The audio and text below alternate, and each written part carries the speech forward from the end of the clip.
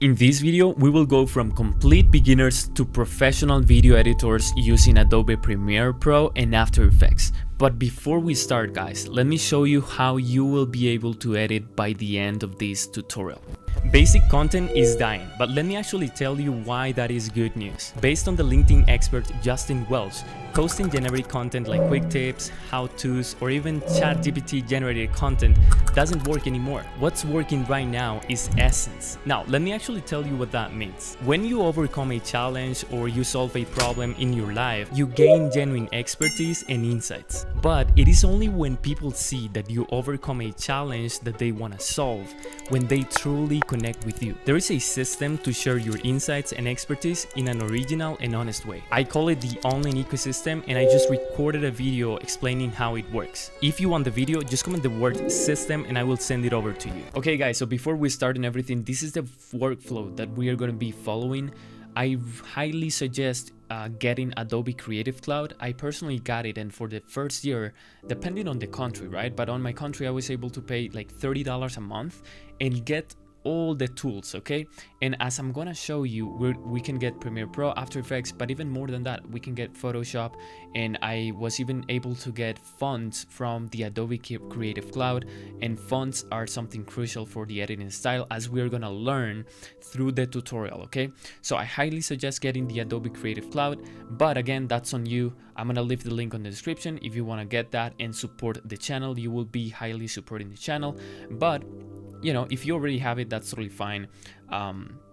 Now let's move on here. So we're gonna be using Premiere Pro, okay, in order to prepare the footage, the audio, do color correction and all that stuff. Then we're gonna jump into After Effects to do the animations, and we're gonna be using things like Canva and Google Chrome to get the assets, as you guys are gonna see. And then we're gonna jump again on Premiere Pro to finish the details, things like sound effects, music, captions, and stuff like that. Now, here are the modules for the tutorial. Guys, I know this is a long video. By the time I'm recording this, I don't know, I'm editing the modules and it's around 7 hours, something like that. So I know it's really long, but just think about this. How long does it take for a school day or university day or high school day, right? It's like anywhere from 6 to 8 hours, right? So I highly just encourage you to watch the whole tutorial. It can take you some days, that's really fine, but we're gonna be learning a bunch of stuff here, because I really went on detail on everything, okay? Even though it's a simple reel and I preach to have an efficient workflow so we can edit fast, even though I preach editing fast, this tutorial is very long because we're laying the foundation, okay? So if you can take 6 to 8 hours for one day of a school, I don't see it crazy to take 7 hours to watch a tutorial where you're gonna learn a lot, guys. You're gonna learn a lot. So the first module is efficient workflow, where we're gonna build an efficient system with file organization, editing style, Premiere Pro dashboard, and a template for Premiere Pro. This is very important to have an efficient workflow. And then we're gonna go over the fundamentals, so understanding video editing, okay, preparing the footage, ideating the After Effects dashboard, the template, animation fundamentals, okay. And module 3, advanced editing, so become a pro. Rotoscoping, shape layers, keyframes, null object, BEVs, After Effects, effects, 3D cameras, a bunch of stuff, okay, adding sound effects, captions. So note, the video will be divided by chapters, so you're going to be able to see the chapters right now on YouTube.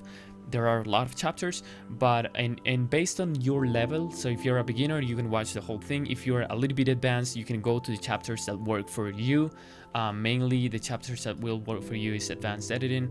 But again, guys, you want to go through the whole thing so you can actually learn the big picture of what I'm teaching here, because I'm not only teaching video editing, as you're gonna see as I explain. I'm teaching like a whole skill that you can use in many different ways in order to create the life that you want, to make money, to help clients, to help creators, and to even help yourself and build your own brand, okay? So important note, guys, this channel will not be about video editing anymore, okay? It will not be about video editing anymore, but I still wanted to share all the knowledge I have about video editing with you guys. Why? Because I believe anyone can learn this skill for free. That's why I'm doing this tutorial, and that's why it's a really long tutorial. And I'm not it's not that some people do like 10-hour tutorials, but they are just taking all their videos from their channel, putting them together and then making a 10-hour tutorial. But what I'm doing is I'm creating a tutorial from scratch. I'm not recycling any videos here. I'm creating a tutorial from scratch.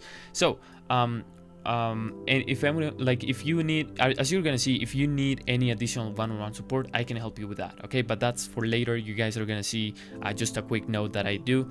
Now I just challenge you to watch the whole tutorial, practice 1 to 2 hours for 30 days straight, and document the whole process on X. Okay, I'm gonna explain why. Again, you're gonna find a segment, an important note that I do through the tutorial of why I'm challenging you to do this. Okay, so once you do that, focus on getting your first 1 to 3 clients in the next 30 days. If you're doing this in order to get clients, if you're not doing this in order to get clients, then just focus on getting better for your personal brand and creating amazing content. So with that being said, we can now move on to the actual tutorial. Okay guys, so the first thing that we want to do is to download all the things, the videos and assets that we will need for the tutorial. Okay, so I left a link on the description to this Google Drive where you can download the video. Okay, this is going to be the reel that we're going to be editing, just download it anyways, and the audio. Okay, so just put it on downloads on your computer, and the microphone as well, put it in downloads. Just click save here. By the way, I'm on MacBook right now. My previous tutorials were about I was editing on Windows previously, but now I'm on MacBook, so just keep that in mind. Okay, now we have Gumroad, so I left some options for you guys because we are going to need video editing assets. We're going to be using video editing assets for the tutorial.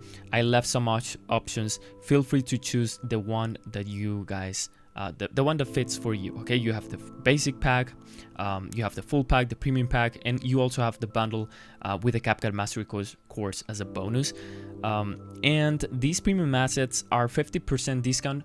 As by the time I'm recording this video, by the time I post it, it's going to be on 50% discount for the next 7 days. That's just to encourage you guys to get it, and you know, I don't know, like as a bonus for the first guys who are watching the tutorial, I guess. Okay, so 50%, but you also have the other options, the bundle. Just make sure that whatever you're gonna get, for example, if you're gonna get the basic, just make sure to type a number here. Okay, you can type 0, or you can also donate something. So if you type 0, add it to the cart, and then this thing appears here. I don't know how to get rid of this, so maybe doing this. Perfect. So you get to the checkout, and you just put your email address. If it asks for a tip, just type 0 again, and then you're gonna be able to get it. All right, the same for the other ones. I'm gonna just remove this, go back, and go back. For like, if you want to get the premium pack, you just add it to the cart. Is right now is 15 bucks. Later it's gonna be 30 bucks.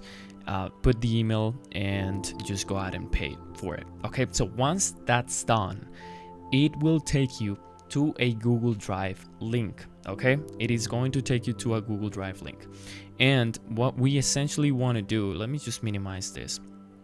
This is the OBS that I'm recording. Once that's done, you want to go to the files. Okay, and you're gonna have on the downloads all the stuff that you downloaded. By the way, if you buy like the premium assets, or you just go ahead and buy the basic ones or the full pack, whatever, don't download everything at once. Okay, some people ask me before, hey Pablo, I'm trying to download everything, it's just a lot of files, like I cannot do it. Just go ahead and, like, once you're on Google Drive, go ahead and download the stuff that works for you, only the things that you're gonna use, or start downloading everything just little by little. Don't try to download everything all at once, because it can get messy. I understand it can get messy, so just keep that in mind. All right, once you download everything, we want to organize the stuff. The way I do it is, if we go here to Pablo, we have like, well, I have different folders. You want to create 3 main folders, okay, on your disk or on your computer, whatever.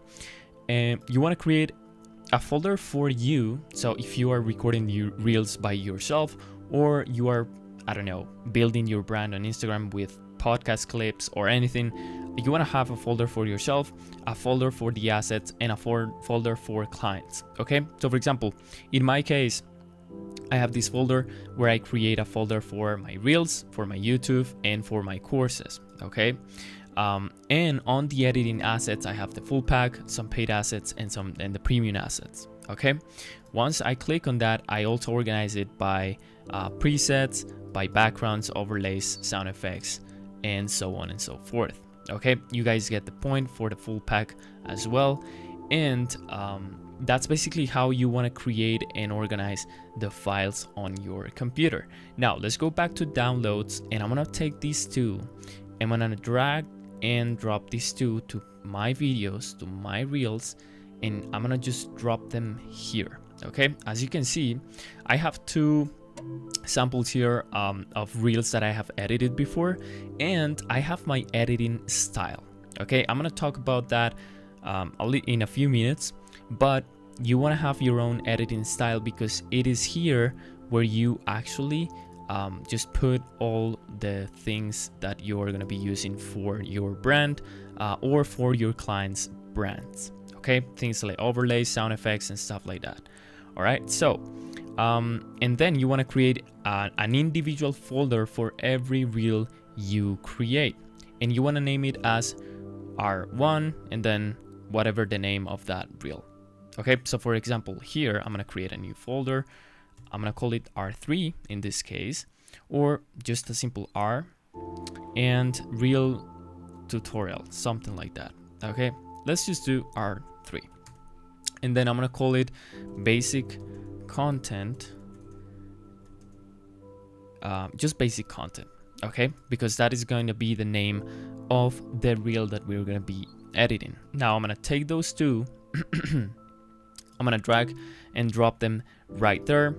And as you can see, guys, not only are we creating like the folder for that, I'm going to create a folder for the images that I'm going to be using for that specific reel. Okay, and I'm going to create another folder for the renders that I'm going to be doing about that reel. You guys are gonna see what I'm talking about. You just want to keep everything organized. Okay, organization is so important to have an efficient workflow, and this is what we're doing as of now. Just to show you an example of a reel that I already edited is this one. Okay, so I have some clips that I'm using within the actual reel, and I have the images that I use for that specific reel. I have both the audio and the video, and then some renders. Okay, that's just literally an example of one of the reels that I edited. The same for this one. Okay, so we got the folder perfect. We have the footage, the audio, and a couple other folders. And let's say that here on downloads, you can actually get rid of this if we wanted to. And you're gonna have all the assets that you downloaded. Well, not all the assets, but the ones that you see you're gonna be using. Okay, so remember, from one of these assets here, you're gonna have it on the downloads. So you wanna, again, just go ahead and create a folder that it's about video editing assets, and then just put it inside folders as you see here. Again, don't try to download everything all at once. Perfect. I'm taking a little bit too long, but I want to explain everything very, very clearly for you guys, so you get the point on how to actually just organize everything. All right, so that would be it for this little segment of the module. Now we can move on to the next one. Alright guys, so editing style, pretty simple. Okay, you want to keep some colors, you want to keep some style on either your brand or your client's brand. Okay, you want to keep it high quality, you want to keep it clean. And the reason why we do this is because it increases the authority for a brand, at least when it comes to business here on Instagram, or you can also use like things like TikTok, Twitter, but again, Instagram is very about looks, okay, how everything looks. So we want to nail that, whether we are working for a client or doing videos by ourselves as well. Okay, so just keep it clean, define some colors, this is what a editing style looks like. So if I go to my reels, I didn't have this one like from the very beginning. It's something that will evolve over time. So when I got started, I kind of had like an editing style, as you can see, with the thumbnails, with the clips, with everything, but it has been evolving ever since. To now I style what I got the lights, and I could play a little bit more around with more stuff. So just wanted to show you a little bit what basically an editing signature means. Now when we are creating an editing style, it is essential to understand the audience that will see the videos that you're going to be creating. Okay, so the best way to understand the audience is by doing a market research. All right, so check what other creators are doing within the industry that you're going to be editing for or editing in. Check articles, videos, take all the info and create a style that you like. If it is a style for yourself and not really a client, just do something that you really like. Okay, now here's an important note: this style is not final. It will evolve over time, just like I show you. We don't want to get repetitive with our edits or lazy. We want to create something new and unique for every video. The editing style is just a foundation that serves as a starting point for us to get creative. Once you go through the market research, you want to select things like fonts, colors, backgrounds, creating presets, putting everything together by creating a template. Don't worry, we're going to talk about this in a few minutes, but yeah, I also left a document here. I think I'm going to leave all of this in the links in the description.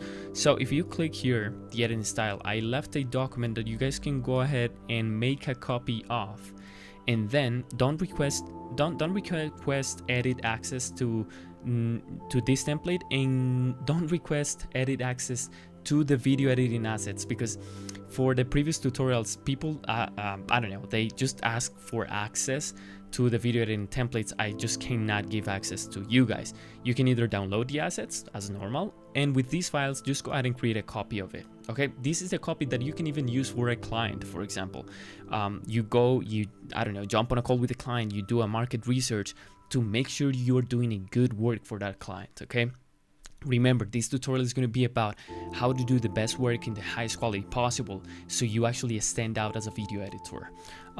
Now you can put some brand information, things like brand logos, fonts, colors, all that stuff, and then just go ahead and download things from the internet that you think you're going to be using, things like unique icons, images for that specific editing style, creating background colors on either Canva or After Effects. I'm going to show you how to do that, organizing files on your computer, and then creating the video editing template. So this was a little bit of theory. I also want to show you, before we jumped onto the After Effects and all those things, I want to show you just a folder I did for my client, because this client, he talks about Airbnb. So within his videos here on his reels, I edited some of his reels, and I don't know, we can take a look at some of his reels on renders and the final renders. If I actually open this, I'm gonna just lower the volume because I don't know how loud it is. Here's why I love when guests throw parties at my Airbnb. Everybody thinks it's this major thing. Okay, so I'm using like a specific font for him. I'm using another specific font here. Oh my gosh, there's a party. People don't even want to get a party. I can file claims with Airbnb. So for example, here I have a background very clean, very normal, and I'm starting to use colors for the like Airbnb. Okay, I even downloaded the Airbnb font so I could use it on these clients' videos, and as you can see, I'm keeping the colors related to the obviously Airbnb. I don't know why I keep forgetting this word, but yeah, Airbnb. If we go back to, for example, I don't know, Reel 7, and I go to, I didn't do renders for this one, but buying properties on real estate can be a difficult game when it's there is like a line with the same colors as Airbnb. I don't know why this looks weird. The idea of rental. And then I'm doing like the edits. Don't worry, we're gonna be learning sales about job. this. I was really looking for a way to compress time and actually help me build wealth. And that's where I stumbled upon the idea of rental art. I'm trying to keep the colors. I'm trying to keep the images. I'm trying to keep keep it high quality. Keep it simple. Keep it you know, that it looks nice. It's not over edited. It looks clean. Okay, that's the ideal goal that we want to do. And look at this. On all of the furniture. Look at this background. It's the colors. I'm using the colors of Airbnb.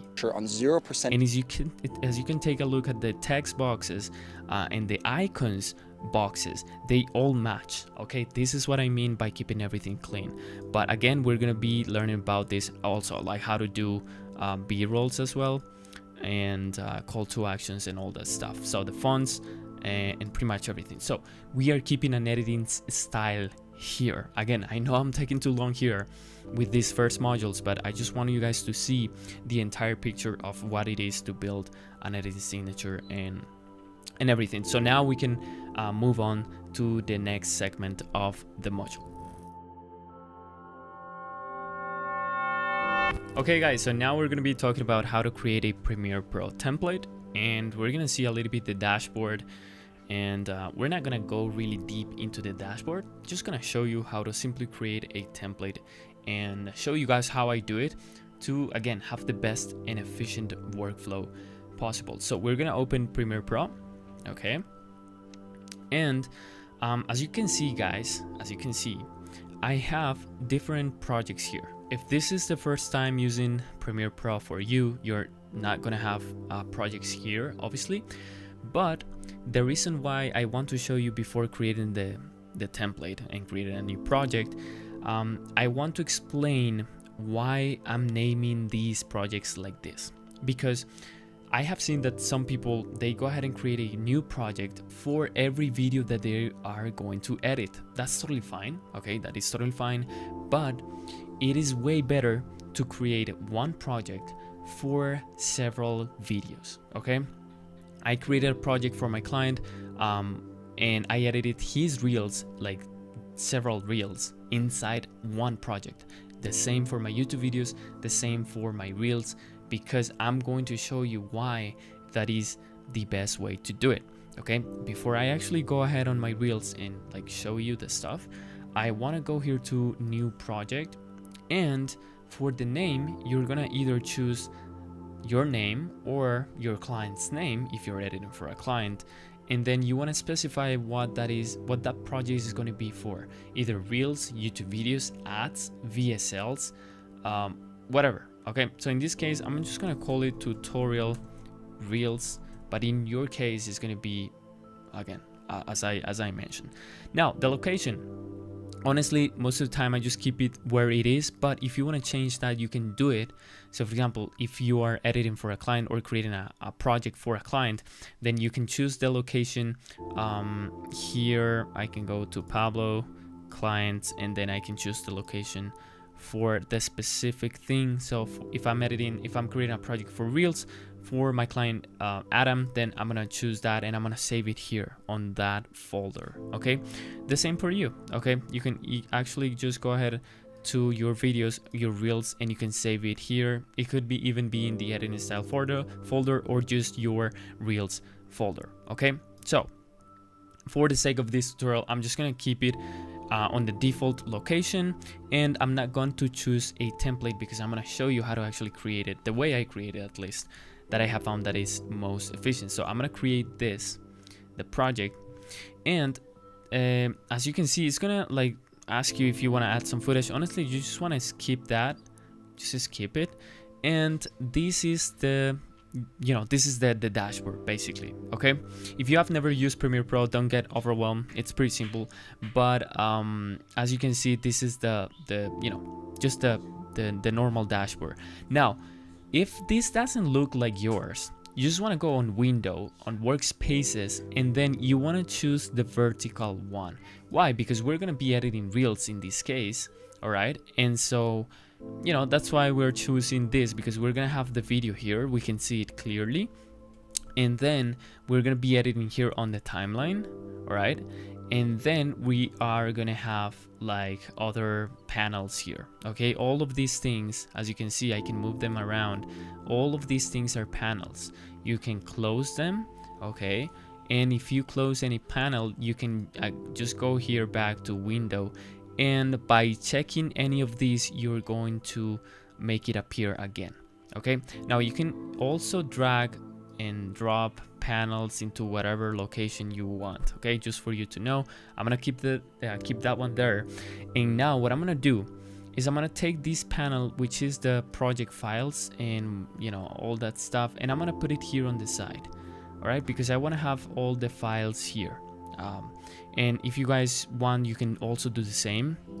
And now we are gonna start creating the template. Okay, that's what we want to create right here on this video. So on the previous segment of the tutorial, I talked about the editing style overview. Okay, how to do the market research, how to download the stuff that you're going to need from these assets. Remember, in assets on the internet, you're gonna be downloading that. All right, so once you do that and organize it, everything, you organize all the things that you're gonna use on your computer, then we want to go here and create a new bin.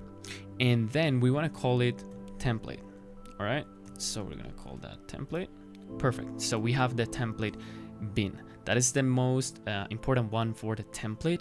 And now we're gonna double click there, and I'm gonna leave a video on the description just so you guys can also download this video.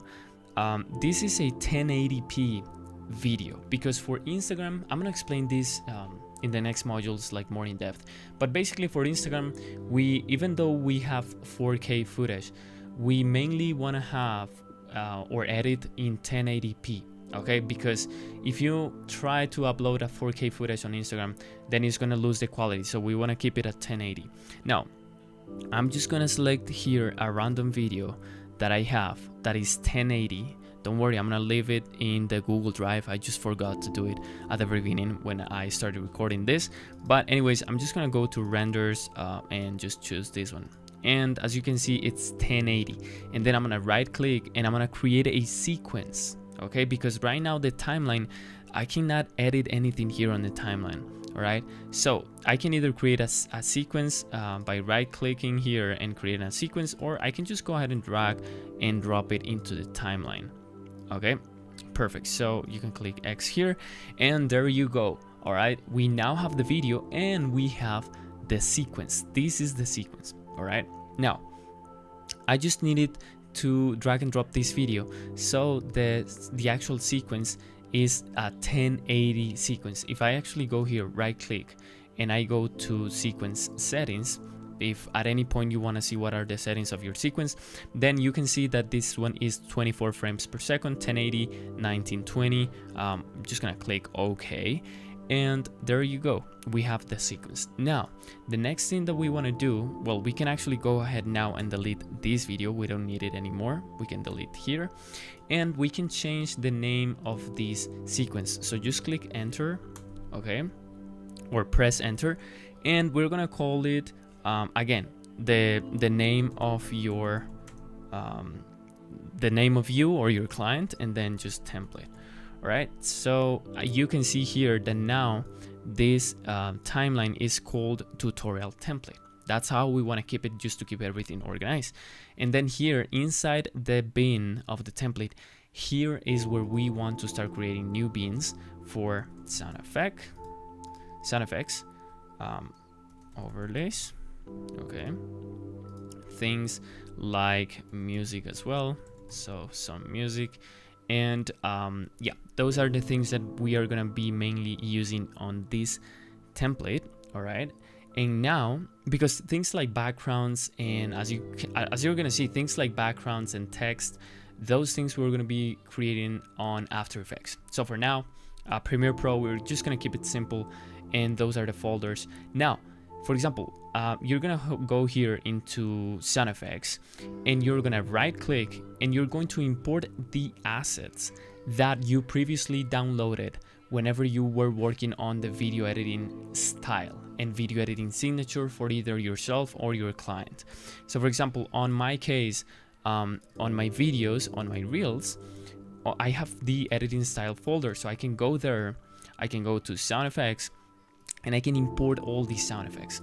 And as you can see, I added a text just for the sake of organization. So I have whooshes, cash, I have belts, the camera sound effects, risers, all these things, just to keep it organized. So if I want, I can just go ahead, Well, I'm not gonna drag and drop it just yet. Okay, I'm gonna go back to template bin, and I'm gonna also add the overlays of my editing signature. Okay, so if you hear any background noise, it's my family. Let's just keep going. They sometimes don't understand that I'm recording videos, but anyways, if I go to editing style, I go to overlays, and I'm gonna drag and drop these two. I'm gonna import it, and I can just go ahead and drag and drop whatever I want to use. Okay, so I'm gonna drag and drop these ones. I'm gonna keep the existing settings of the timeline, and as you can see, I added the text for this one. I'm gonna just hold Option and scroll through the timeline to make it bigger, maybe a little bit smaller, and then I can get rid of this initial text because again, it's just for the sake of organization. And then I can just go ahead and start separating the different overlays that I have created in this editing signature. Okay, perfect. If you didn't get the premium assets, that's totally fine. You're going to do the same with whatever assets you got. You're going to, again, organize it into folders, and the main idea here is to start drag and dropping those things into this tutorial template or just the template timeline. Okay, this is gonna take some time. It's gonna take some time, but it's gonna save you a lot of time in the future, as you're gonna see, because whenever I'm editing my reels and I'm finishing the reels, I just need to add overlays and sound effects and some music. Then I just literally go ahead and drag and drop things, and that's it. I don't need to go ahead and find folders or find on the internet and take all this time. You can do that, but it takes a lot of time, and remember that the goal is to do high quality edits in the fastest time possible. So this is how we do it. Perfect. You want to go ahead and do that for overlays, and here on sound effects, for example, I'm going to drag and drop the sound effects, and then we have the sound effects here. Okay, obviously the sound effects, we just need the sound, we just need this text here, so you can right click and unlink those two, and now you can either just delete it or just keep it there, so as a reference for organization. And now you can just go ahead and cut these. Okay, so you cut those. Again, there are a lot of different templates right there, and you can just go ahead and use them individually. Again, I put them all in one file, but this doesn't mean that all these are the same wishes. Obviously they aren't. You need to go ahead and separate them. All right, so just to recap, you want to decide the editing signature. You want to download all the stuff that you're gonna need. Okay, at the beginning I suggest just a few files, not too many files, and then you organize them on the bins here on Premiere Pro. Okay, so basically you're gonna have the template, and after you do everything and after you organize pretty much everything, then you're gonna be ready to your template is gonna be ready. So just to show you an example, I'm gonna save this here, and I'm gonna go to file, I'm gonna close the project, and I'm going to open my reels. Okay, and I'm going to show you really quick my template. So this is my template, and for example, I have the overlays here. So these are some of the overlays that I use. Okay, I also have the sound effects, so camera sound effects, whooshes, and I just try to keep everything organized, because again, whenever I'm editing, I just go ahead and if I need a hit or if I need a UI whoosh, I just come quickly here, I listen to all the whooshes. Okay, I don't know if you guys are hearing that, but I can go ahead and recognize which one I want to use, and then boom, go ahead and apply it to my video. Okay guys, so welcome to this module, and in this one we're going to be learning about how to prepare the footage, some basic video editing fundamentals, some ideation and stuff like that. Okay, so we're going to go ahead and open the project that we created previously on the previous module. Just a quick note, if you're going to do edits for YouTube videos, then it's good to go ahead and create a new project for a YouTube video with a template for a YouTube video. Okay, separate from the ones for reels. Okay, just a quick note, I'm gonna go ahead and open my project, okay, where I have the template for the reels. You want to go ahead and do the same. We have the sequence with the assets, and we have the folders here. okay, the folder of the template. And I also have some folders for other reels, because that is what we want to do. We want to create a new bin for every reel that we're going to be editing. So in this case, I'm going to create a new bin. I'm going to just call it R3 basic content. Okay, you can give it the name that you want. In this case, I'm just trying to keep everything organized here. I'm going to open that bin, and I'm going to right click and import the footage that we're going to be editing. Okay, in my case, I have it on Pablo videos, and then Pablo reels basic content. Okay, so I'm going to import these two, import it, and then I'm going to create a new sequence from this clip. Okay, I'm not going to drag and drop it here, because this is the sequence or the timeline for the template. Okay, I'm gonna create a new sequence for the new reel that I'm gonna be editing. So you see the name here, basic content is dying.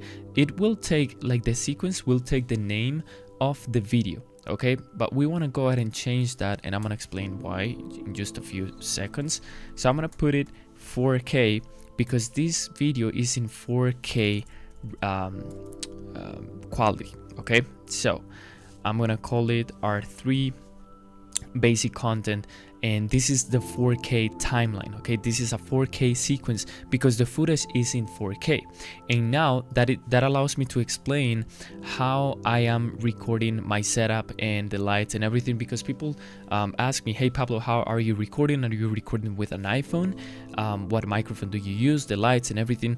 So I made a reel about it on my Instagram. You can go ahead and check it out, but I also created a gear list explaining what I'm using. So the app that I use is for my iPhone is not the native iPhone camera app. It's just a Vcam app, because it allows me to control more stuff here. Okay, it allows me to control white balance, ISO, frame rates, quality, the bits of the video, okay, which is important. These are the settings that I'm using currently to get this quality of video here. Okay, now keep in mind this app is for iPhone, as you can see, so you can get it. It's really cheap, and I actually recommend it a lot because you can control pretty much everything. Okay, for those of you who know filmmaking, you know what I'm talking about. And then when it comes to the lights, I left some links of the lights that I'm using, you know, the key light and the main light, the background lights, and the microphone and the scarlet. Okay, perfect. So that is when it comes to my setup.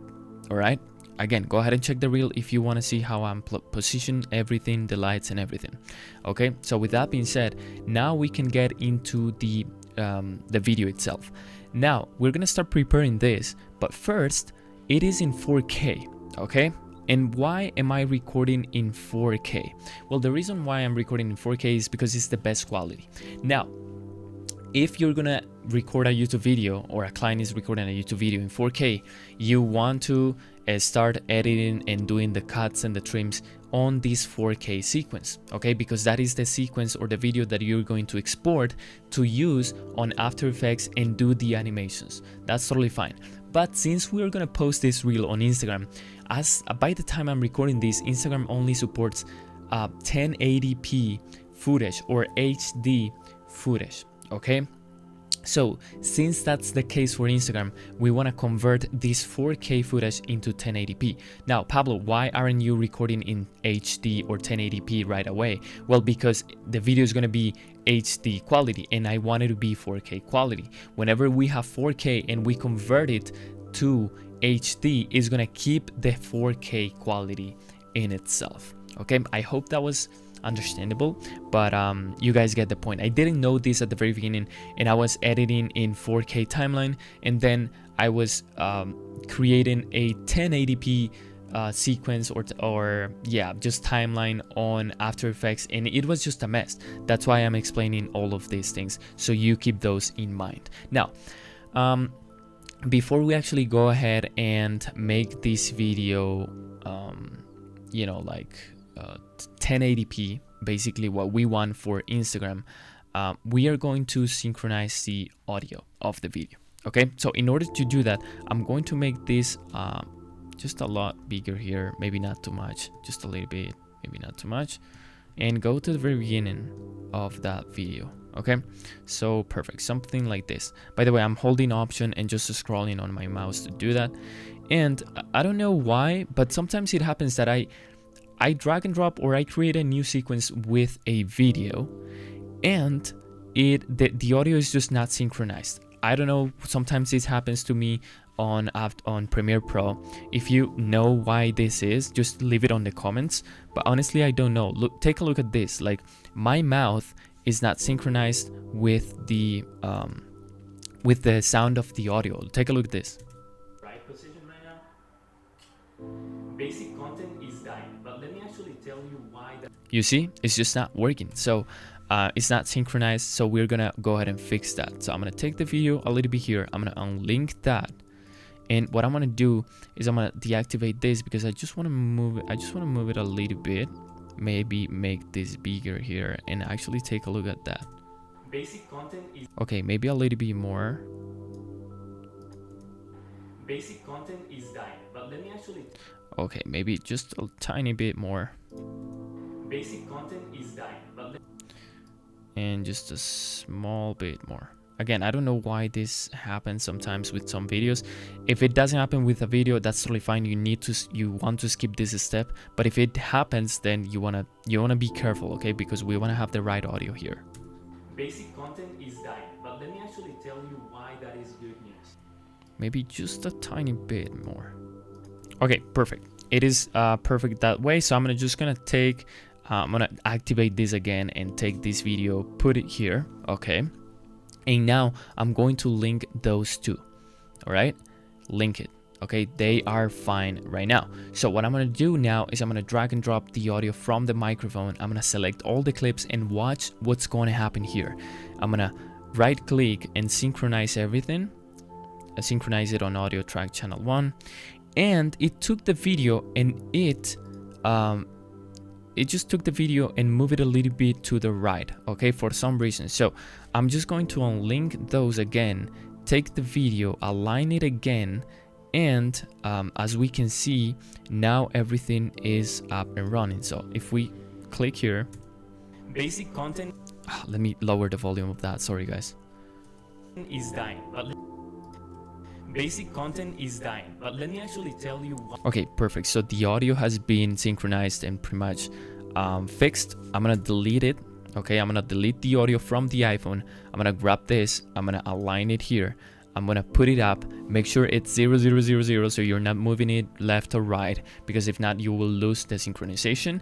And then I'm gonna link these two again. All right, perfect. And then I'm gonna just take them to the very beginning of the timeline. Make sure you're taking them to the very beginning of the timeline and then play it. Okay, so I think I'm on the right position right now. Basic content is dying, but let me actually tell you why that is good news. Okay, pretty good. So the audio has been synchronized and everything is working perfectly. Now we are not gonna do the cuts here. By the way, I wanna go here and just cut this here as well. So I'm gonna cut it somewhere here. All right, and then just delete this. All right, perfect. So okay, perfect. So it's been synchronized, the audio has been fixed. All right, now I'm not gonna color correct and do all the cuts here because I want to export that. Again, remember, we are editing in 4K. We want to convert this 4K footage to 1080p. Once it's converted, we then can go ahead and do all the trims and cuts and color corrections and then finally export it. Okay, so we're gonna go here to export options. I'm gonna just deactivate this. On your case, it's gonna look like this. Okay, for the first time it's just gonna look like this. So I'm gonna change the name and the location for that. All right, so again, remember, on Pablo videos, on your computer it's going to be different. Pablo Reels, basic content, and I want to put it on renders. That's why I created the that folder, and I want to call it 1080p because this is going to be the 1080p version. So I'm going to save it, and on that location, 1080p version. Now I'm going to unclick this box, I'm going to uncheck it, and I'm going to do here 1080 by 1920. Okay, and then I'm gonna click more and render at maximum depth, use maximum render quality. Okay, entire source, this is as it is, don't pay attention to other settings, not necessary. Just the name, the location, the 1080p version, these things here, and the entire source. Export it, and then we're gonna wait a little bit here so it can export, you know, correctly and successfully. Okay guys, so the video has been successfully exported. So if I go here and if I go to Pablo videos and reels, I can go to basic content, renders, perfect, the video is here. Now we want to check that everything is right, so let's see. Okay, so I think I'm on the right position right now. Okay, perfect. So the audio is fine, it's working, we have the video. Okay, we have the 1080p version. Okay, that's the version that we want to have. And now look what I'm gonna do. I'm gonna import the video. Okay, so the 1080p version of that video, I'm gonna import it.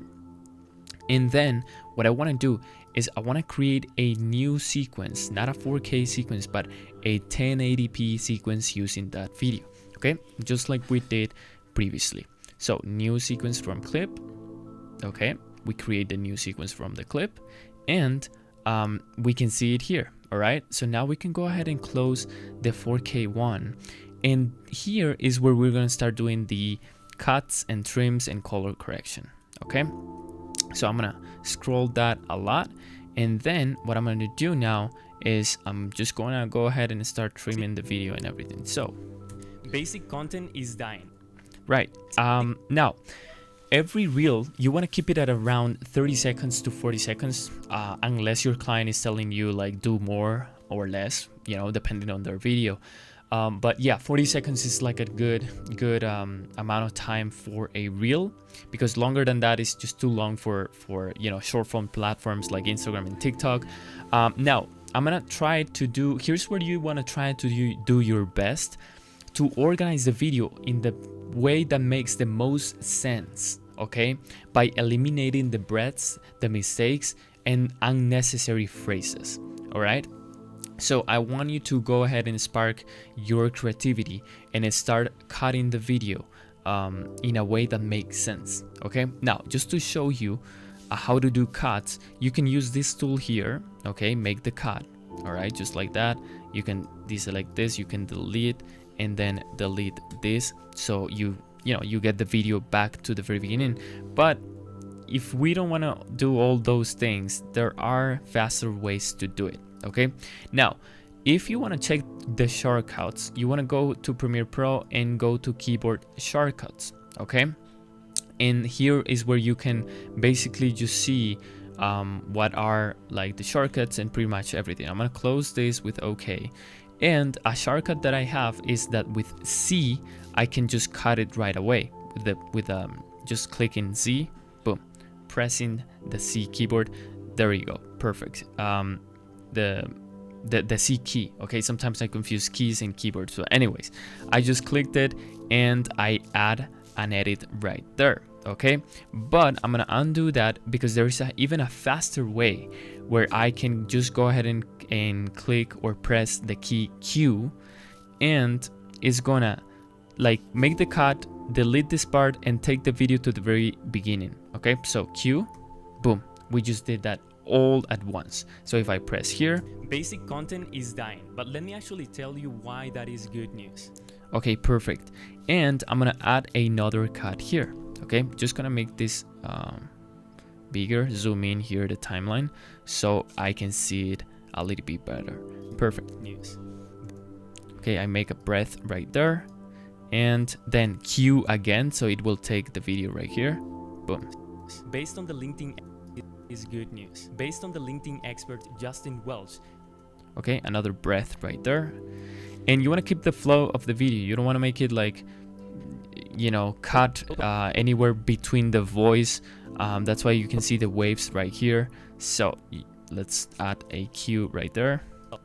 Posting generic content like quick tips, how to. Okay, let me do that again because I think it's a little bit harsh. LinkedIn expert Justin Welch. Posting generic content like quick tips, how-tos, or even.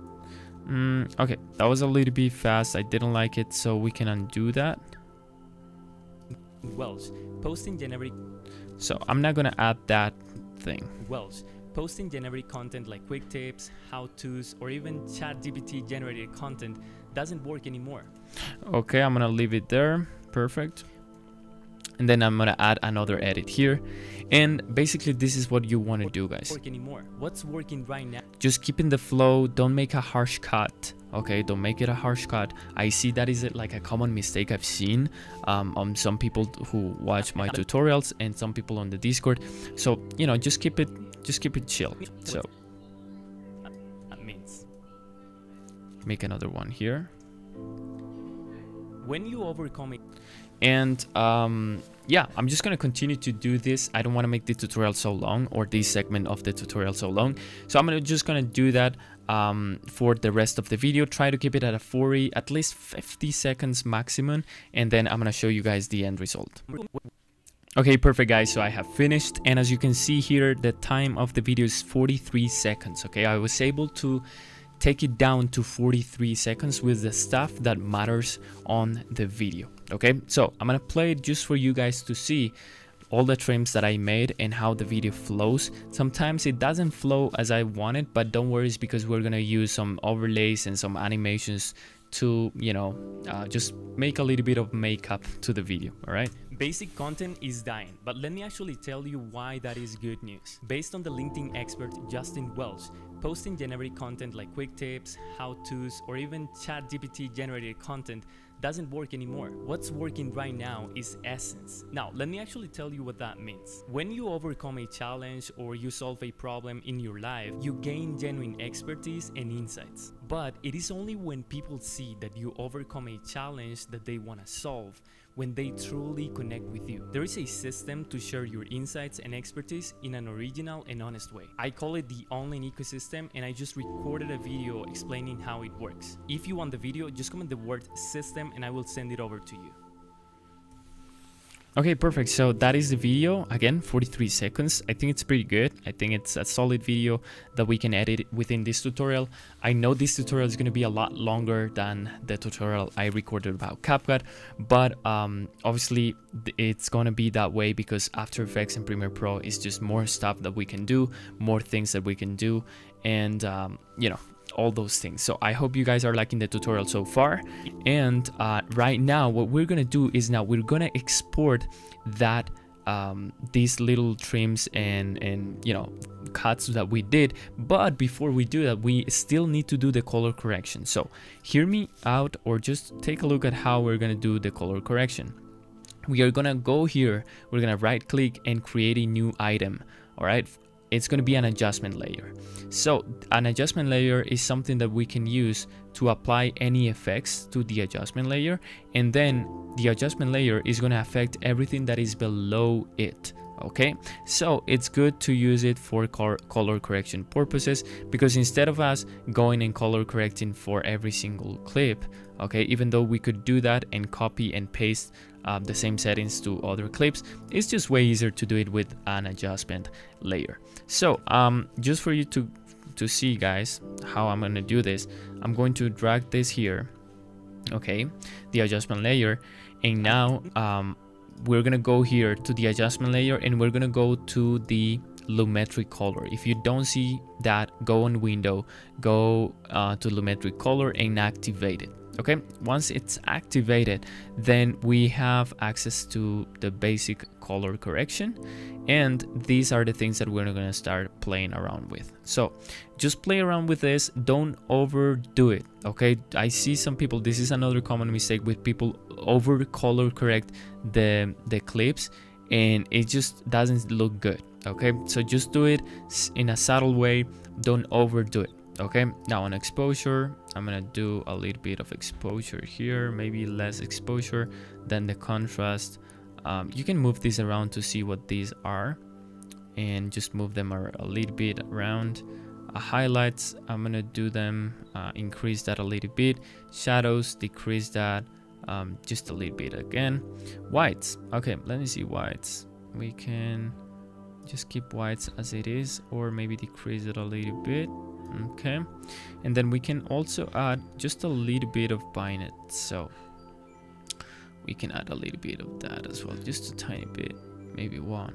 And then the reason why I made the adjustment layer a little bit, you know, not the size of the whole timeline, is because I wanna,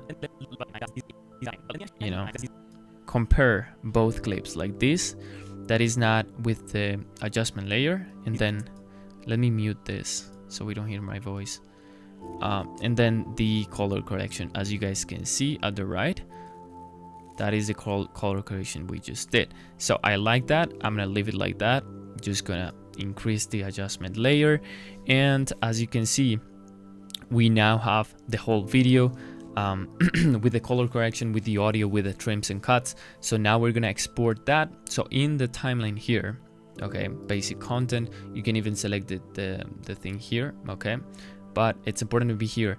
We're gonna export it, okay, and now just put it a name, whatever name that you want to put it. Honestly, I want to call this the trimmed version, okay, or you can call it prepared version, because this video has been prepared, this reel has been prepared, and now we're gonna save it as well on the renders folder of the same folder that we have been using. Save it, and then 1080 render, maximum depth, maximum render quality, entire source, and then we'll go ahead and export it. Okay, again, it's gonna take some time here, but after that is done, we now have the prepared video that we're gonna be using for animations and all those things. Okay, so with that being said, guys, we just wait a little bit here. Once it's done, we go to the Finder. It's been successfully created, and now we can take a look at that. Oh, I made a mistake here. Hope you guys don't do the same mistake. I'm gonna delete this. So I'm gonna minimize this, and I didn't unmute this, so just be careful with that. Just unmute it and do the whole process again. So I need to rename this, and it's good that I do some mistakes so you guys can see and be careful about it as well. So everything is fine. I just click export and wait again. Okay guys, so in this segment of this module, we will be learning about how to ideate and edit, because I believe this is a really important part when it comes to being efficient as a video editor. Not only that, but also as a content creator. Okay, if you're doing this for yourself, for your own project, and you're editing your own videos, as a content creator, this is crucial, because again, the message is the most important thing on a video, and we want to make it easy for our audience to understand the message that we want to communicate. So having a good ideation before we even start editing, it's very important. So that's why I wanted to teach this little section here. It's going to be a short segment, so let's actually get started. Now that we have the footage ready to edit, okay, we just, on the previous module or segment, we just prepared the footage. Okay, now we want to brainstorm the things that we want to create within the video. Now there are several things that we can ideate during the video, so sometimes you can just leave it alone with captions. That's totally fine. Sometimes you will want to ideate an animation, sometimes just text, another animation with b-rolls, just b-rolls alone, or images, the speaker with text, or the speaker with captions or icons and images. Okay, these are just some of the examples that you can do, but obviously there are more things than these. Okay, these are just some examples. So what I mean by you know, defining something like this on every segment is actually this. So for example, here on the timeline of Premiere Pro, when we did the cuts and the trims and pretty much everything, every trim and every cut created a new segment. Okay, so for example, this is the hook. So let me just scroll a little bit here, zoom in. This is the hook. This is the next segment after the hook. Then let me just zoom out again. This is another segment right here, another one, another one, another one, and another one, and so on and so forth. Okay, so that's what I mean by segments. Okay, every one of those is a segment, and then for those segments, we want to ideate something. Okay, maybe in one segment you want only text and the other one a background animation. You guys get the point, right? Now, the second most important thing is setting productivity blocks. So to speed up our workflow and be as efficient as possible, it's important to set blocks of work for specific purposes. Now, what I mean by this is that, for example, if you are preparing like several videos, so for example, if you record like 5 to 10 videos and you are preparing the videos, you want to do them all at once, okay? Because you are already in that mindset of just doing trims, color correction, cuts, organizing everything in folders. So, you know, why would you only prepare one video and then ideate it and then edit it?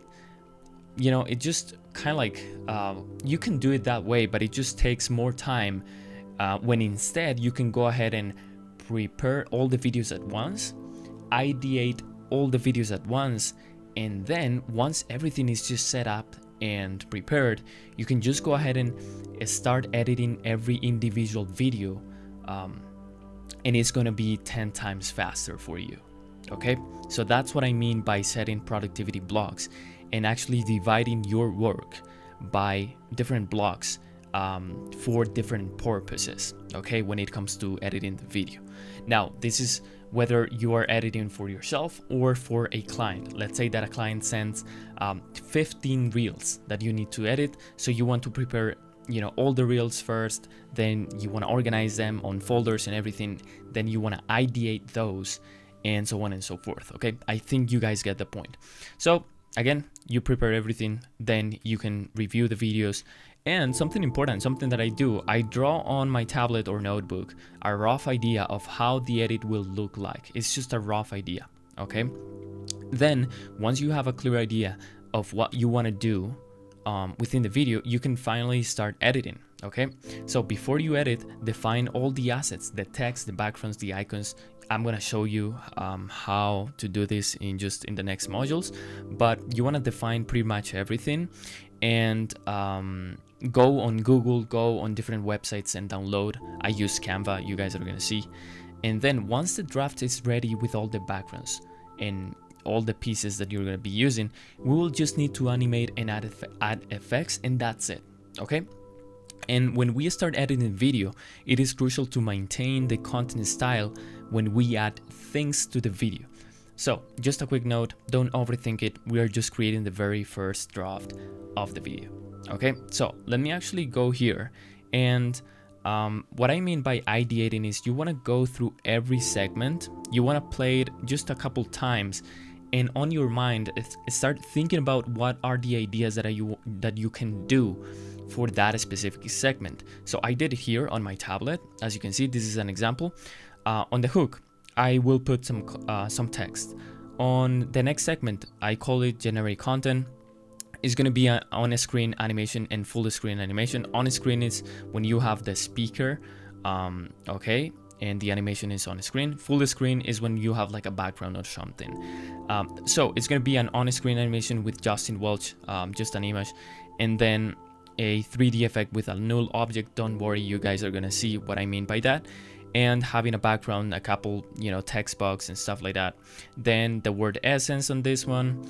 Then on this segment is going to be a full screen, 2 scenes, 3D cameras you guys are going to see with different angles. Then another segment on screen text animation. Then full screen with a 3D camera, and I'm making some notes as well. Okay, so I'm making some notes, kind of like just drawing what I will need on that specific segment, and making some notes. XP icon moves along the path, camera zooms out, the online ecosystem.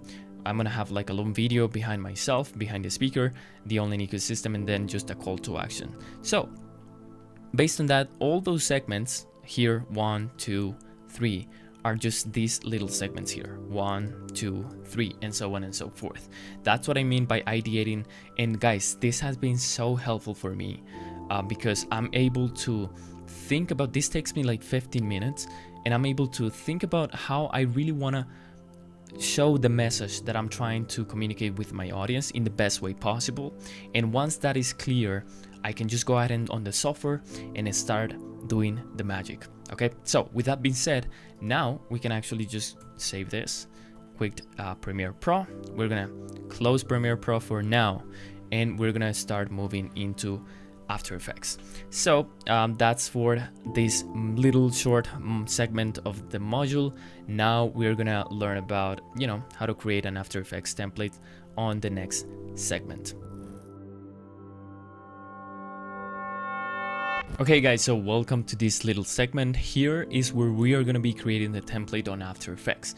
Now we're getting into the good stuff, okay, but bear with me, okay, bear with me. I know we haven't started editing yet, but that's because all these things are really important and they have helped me a lot in order to create like high quality video edits, and not only high quality edits, but high quality videos as well, okay? Now, as you can see, this will be really similar to what we did on Premiere Pro. It's just gonna be slightly different in the sense that we are not going to use the video editing assets here. Instead, we're gonna start creating our own assets per se, okay? Because in every video, you're gonna have different animations, okay? Here is where you start getting creative. So that's why we don't really use assets here. We use them on Premiere Pro. Here, we are creating our own stuff, okay? Yes, we're gonna be downloading some stuff from the internet, things like images. We're gonna download some icons as well, things like that. But for the most part, we're gonna be creating the backgrounds, the text, the boxes, the you know, the shapes and all those things. Now, we also wanna do, we're gonna create a project, okay? And you wanna create the project for, again, either your Reels, YouTube videos, ads, whatever it is that you're gonna edit, okay? Just make sure you create the project for the specific thing. Now, I have created one before, but before I show you this one, let's go ahead and create a new project. Now, here's a new project, as you can see, and this is the dashboard of After Effects. Now, I'm not gonna explain everything here because it's gonna be overwhelming, and I just rather go ahead and start creating stuff. And as I create stuff, you guys can start to see how we use things and why we use them, okay? So just really quick, here is where we are gonna be able to see the actual video that we are editing. Here we're gonna be able to create the folders, the templates, and have all the files that we're gonna be using. And this is the timeline, okay? And right here we have things like effects and presets, and alongside other stuff, as you can see. So things like for text and stuff like that, okay? So what we want to do first is we want to create a new folder here, and we want to call it template. All right, perfect. So we have a template. Now, since we are gonna have this template for Reels, we want to do it in 1080p, okay? Just like on the template on Premiere Pro. So once that's done, once you created the folder, you want to right click and you want to import a file. Now, the file that we're going to import is the video that we just prepared, because that one is in 1080p. Perfect. Now, we are going to create a new composition. Here on After Effects is called composition. On Premiere Pro is called sequence, okay? So I'm just gonna drag and drop the video here. And now we have, as you can see, this is the video and this is the composition, and this composition is 1080 by 1920. Those are the dimensions that we want for the template, okay? Those are the dimensions that we want. Now, if I can actually go ahead and delete this video and delete it here because we don't need it anymore.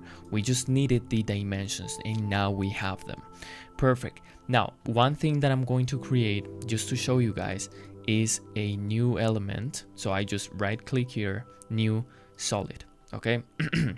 And this is how we create background. So actually it's going to be a black background, okay? You just name it and it's 1080 by 1920. We choose the color, we can choose whatever color we want here. I'm going to show you how to change it in just a second, but let me click OK here and OK here. Perfect. So we have a background now. Okay, we just created our first background here for the template. Now we are not going to start adding again like the assets that we have. We are not going to add them here. I mean, you can, but it's not necessary. Okay, because for this template we're gonna start to add things to the template as we edit the reels, as we edit more and more videos. This template now is going to be empty, basically it's going to be empty, but as we start editing, as you start to develop your own editing style and content style through the reels that you edit, and the way you get better, and the more you get better, the more things you're going to start adding here to your template. Because for me, the first reel is like you need to do it from scratch, right? You need to do the text, you need to do the backgrounds and pretty much everything.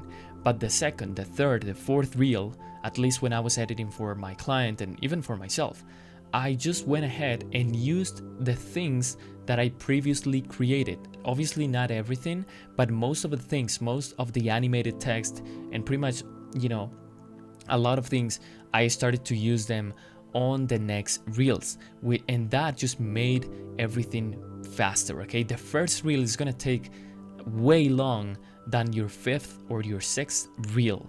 Okay, if that makes sense. I hope that makes sense. So for now, the template is going to be really simple. It's just going to be normal, to be honest with you. Now, just to show you some examples, some things that you can do is add the text. Something that I do when I'm creating like a template here, I add the text for the hook. Okay, so I can call it hook text, and as you can see, it's very small, right? Now I'm gonna make that bigger, but if I make it bigger, look at this, like it's a little bit messy, right? Like I can play around with that, but the way, I'm just gonna undo that, the way we scale this the right way is we can go here on the transform. So you click this little arrow here, transform, okay, and then you can scale that. Okay, this is how we scaled it. All right, and then another way of doing it is just grabbing one corner. Okay, you hold shift and then you scale it. It's way faster to do it this way. But now see what's going on here. Okay, we are scaling this video. Okay, by the way, if you scroll by mistake here, the way you can actually scroll, make this like zoom in, zoom out, but the way you return is going here on fit. Also, like if it gets laggy at some point, you can decrease the quality of this thing. Don't worry, decreasing the quality here won't affect the final render. Okay, just a quick note, but we're gonna just leave it like that. Perfect. Now, as you can see, if I move this little point here, this is called anchor point. Let me scroll.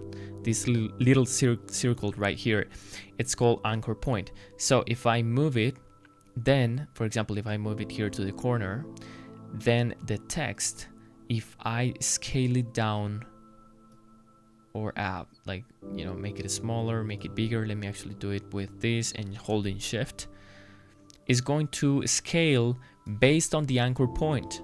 Okay, so if we, like, ideally we want this anchor point to be here on the middle, but instead of actually selecting this thing here and moving here to the middle, that's just not reliable. So what we want to do is we want to select the layer here. Okay, hold command and double click.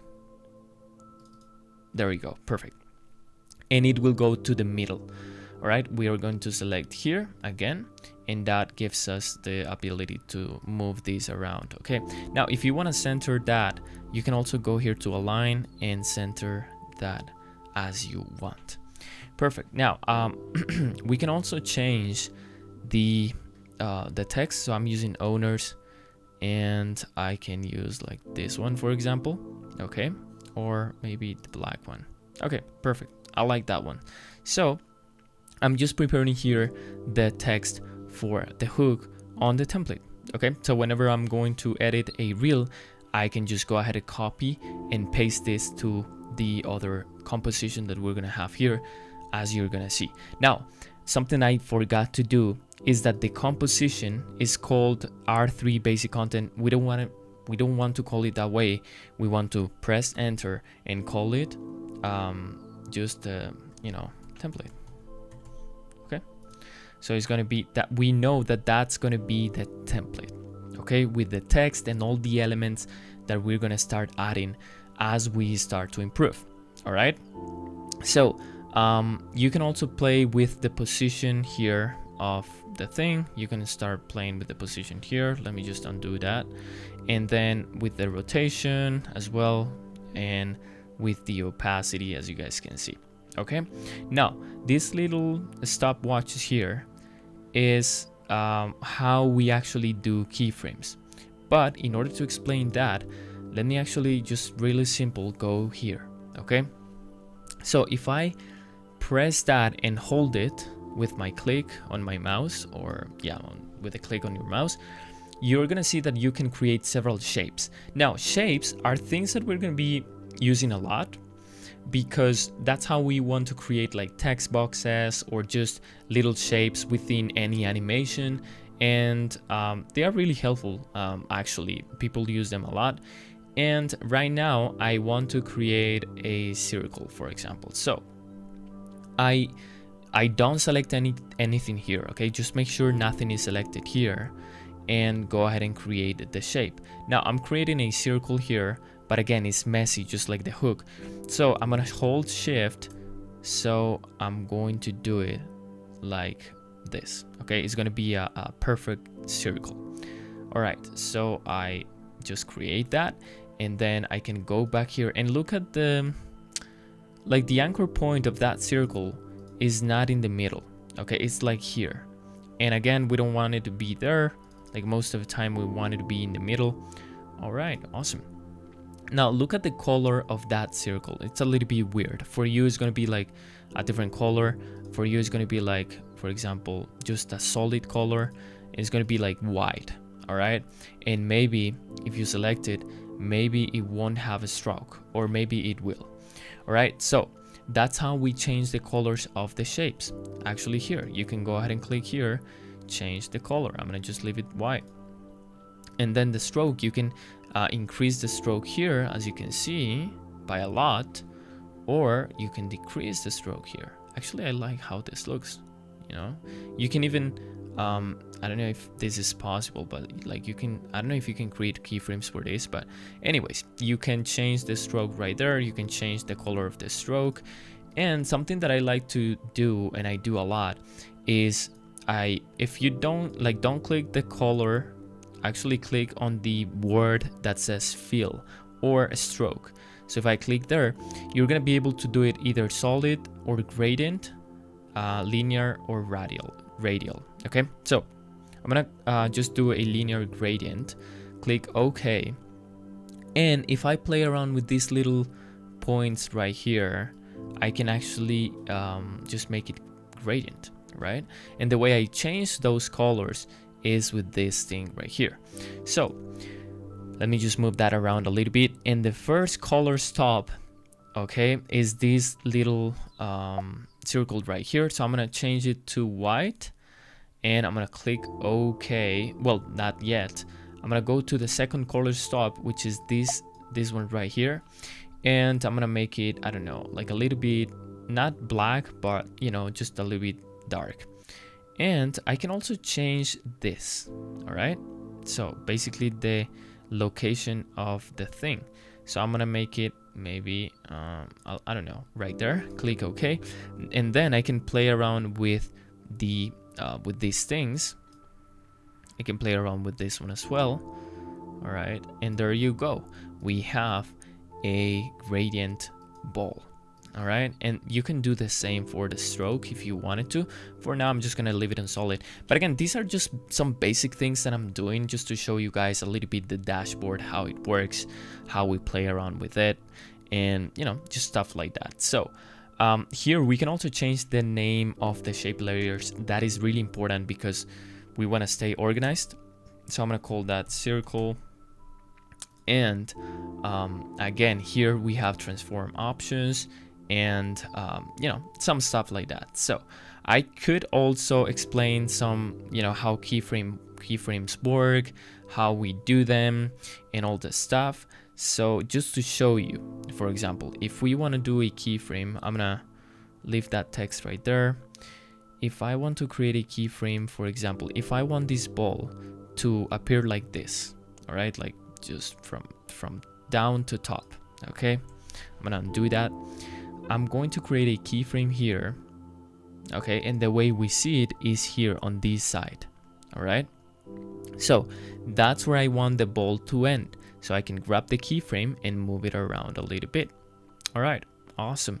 Now this is the start of the actual timeline or composition, and this is the end of the composition, okay, as you can see. Now this lasts somewhere around 40 something seconds, so I'm gonna put it here. And the way we scroll, like the way we make this bigger or smaller is here. We can make it bigger or smaller. I'm gonna make it somewhere there. I'm gonna play it. Okay, by the way, the length of this thing was according to the video that we used to create the composition in the first place. So if you want to change at some point the length of the template, okay, so you can actually add more things and more layers, you can just go ahead here on template, right click, composition settings, and you can actually set the time to even more. So I don't know, like you could put like 1 minute if you wanted to. So 0 0 0 0 and 1 here. Click OK, and perfect. So now it's going to be 1 minute, as you can see. All right, now these shapes and all those things, they were like the same size as the duration of the previous composition, right? So the way we can make them shorter or longer is by just, going here and make them shorter or longer. You can make them the size of the composition. You can also select two by, holding command. You can select several things. I'm not going to select this one, just those two, make them bigger here. Okay, now another thing, but this is something that I will talk about maybe later, is that this little bar here, okay, this little thing that I'm moving right now, that's the workspace on the timeline, if we can call it that way. I don't really know how to call it, but for example, if I make it, let me just do this here. All right, if I make it this way, all right, then the animation, when I render the animation, is just going to render that space. And if I'm clicking there, it's just going to show me like that little space. Okay, it's not going to show me the entire animation. So whenever you just want to render one specific part of the animation, you can do it that way. Okay, just adjust this, and you whenever you're going to render, as you're gonna see when we render, you're gonna render only that space. But again, we don't really want to do that right now. I'm just explaining here the dashboard a little bit, so I make sure you're not moving it, you're actually just doing it. So perfect. So right now I want to just have the entire composition here, so that's why I'm doing that. Perfect. I'm gonna select here, make it a little bit bigger. And then we were talking about the ball, right? So we want to create a small animation for the ball. We want to go here back, and as we scroll down here, okay, as you can see, we can hold shift if we want to make this like faster. All right, so I'm gonna put it right there. Okay, so now if I click play with the space bar, it's going to do the little animation, as you can see. Okay, and we can create keyframes for scale, for rotation, for opacity. You guys are gonna see how we do it. I don't want this segment to take too long, but I'm just showing you some basic stuff. All right, now the way we actually go ahead and make that, more smooth, because right now it's not as smooth as you can see, is by easing these keyframes. So I right click, and then I can just go ahead on keyframe assistance, and easy in is easy is in or out. Okay, so as you can see, we can also press F9 to do that. So I'm actually going to do that. I'm gonna select both keyframes, Fn, F9 here on my MacBook, and now it's gonna look a lot smoother. Boom, just a little bit smoother. Okay, now the way we can even go ahead and make that even smoother is by clicking here the graph editor. All right, so I click there and it's going to show me this. Now if it doesn't show you this, you can right click and you want to activate this edit speed graph. Okay, because maybe you have it here on value, just edit the speed graph. Now I want to select these two and I can actually play around with this to the point that I'm making a smoother animation, even smoother. Okay, this is the good stuff about After Effects, that you can be as smooth as you want. So take a look at this.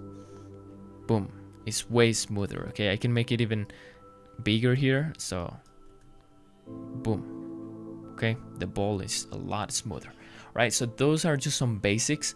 All right, and we are working here on the little, on the little template. For now we're just gonna leave it like this, but just to show you something before we continue, we can actually save that animation so we don't have to do it over and over again. So for example, I can select these two keyframes. All right, well, not the two keyframes, don't select anything. So just select the one that says position.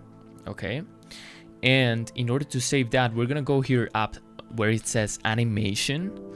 All right, and we want to save that animation preset. That this is how you create presets. Okay, these are the presets that I included on the full not on the full pack, but on the premium assets. Okay, on like this one.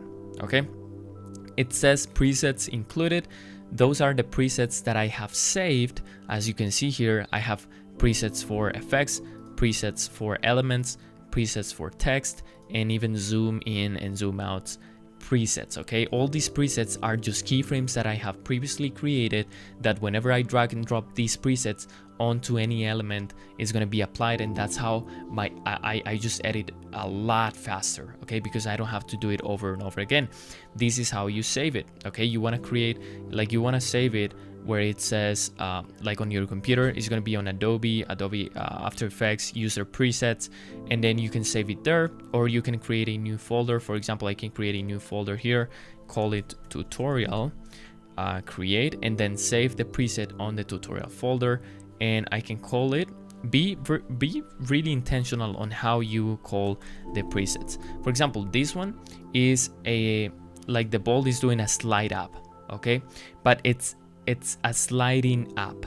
Okay, so I'm gonna call that one slide in up. All right, perfect. So once that's done, I click save, and boom, we have the preset. So I'm gonna just delete this really quick, delete it. I'm gonna position the plate head at the beginning or where I want the preset to start. So in this case, I'm just gonna put it on the very beginning, and then on effects here. So if we go to effects, I can actually go ahead and search for the slide in, and I have created some before, as you can see, but here on the tutorial I can go ahead and drag and drop that one into the circle, and now we have that animation preset. For example, if I want to do it to the text, I can also go ahead and apply it to the text. But look at the plate head. The plate head is right here. Okay, it's right here. So if I apply it, it's going to apply that one to the text right there. Okay, and it's going to take the same parameters of the position of the ball. Okay, so in case we want to edit that because we want the text to end here, not there, I'm just gonna click U here on the circle, so it just shows the keyframes. But I'm gonna completely like just hide everything, and I'm gonna click U. Okay, the key U, boom, on here, and it's gonna show me the keyframes okay, because I just added the preset. I just added this preset and that created these keyframes. Now if I want to edit the position of the end keyframe or the end position, I can just select the position, make sure the playhead is here, and then select that, hold shift, so I can move it like, you know, it doesn't move to everywhere, it actually moves like, you know, in this frame here, and I can put it right there. So now boom, the hook text is going to be right there. And this is how you create presets, guys. So with that being said, hope this little segment wasn't too long, but I think you guys are starting to understand like how we use After Effects, different keyframing. Don't worry, as we continue with the tutorial, you're gonna see like more stuff. For now, I'm just gonna keep it there, and we can move on to the next module. It's gonna take some time to realize. Hey. Okay guys, so it's morning. I'm just you know, excited to keep recording these tutorials. So let's actually go ahead and get started here, okay? So on this segment, we are going to open After Effects. I don't know why I started this one singing, but anyways, okay, we open After Effects, all right? And we have the projects. Now, what we want to do right there is, well, you want to obviously open the project of the template that you created previously, but I want to show you the one that I have created for my reels so far. Okay, so as you can see, we see a lot of things, a lot of layers, elements, big timeline, some, you know, elements here as well. Don't worry, okay? It's just, I just wanted to show you the progress that I've been able to build so far, okay? And this is not all the progress, because I switched from Windows to MacBook, and when I did that, I kind of lost a lot of things, so I had to rebuild it again. That's why I only have like 2 reels here, but that doesn't mean that I have only edited 2 reels on After Effects. I have edited more, but on MacBook just 2, okay? And obviously I have edited more for one of my clients that I had before, okay, on the past. So with that being said, just wanted to quickly show you my template and how, as I do things here, okay, I am adding like text for the hooks and text for the subtitles, and then a shadow. What else do we have here? Okay, we have like some boxes with different colors that I can just, again, go ahead and drag and drop to other compositions in order to use them.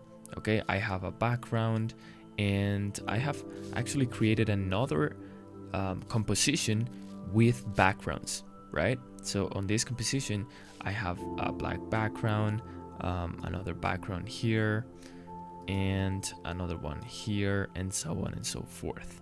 Okay, actually this is the one that I used to create these are the backgrounds that I share on the premium assets. Okay, perfect. So with that being said, guys, that's my template, right? I have like the template with text, some icons that I can use several times, for example, and text, and then also I have backgrounds, and as you can see, I will explain this a little bit more later, but I have these timelines here, or not timelines but compositions.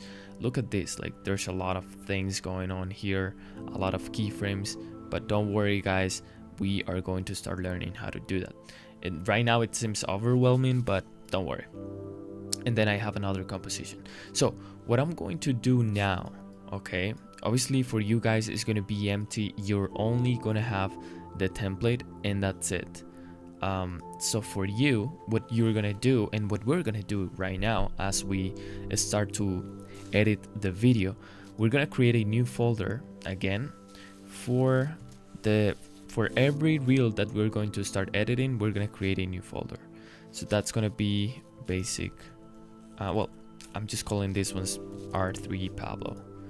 Okay, perfect. So R3 Pablo, and on that one I want to right click, import a file, and we're gonna import what is this? Okay, so let me go to red tag, Pablo Reels, basic content, and renders, and we're going to import the one that we have prepared.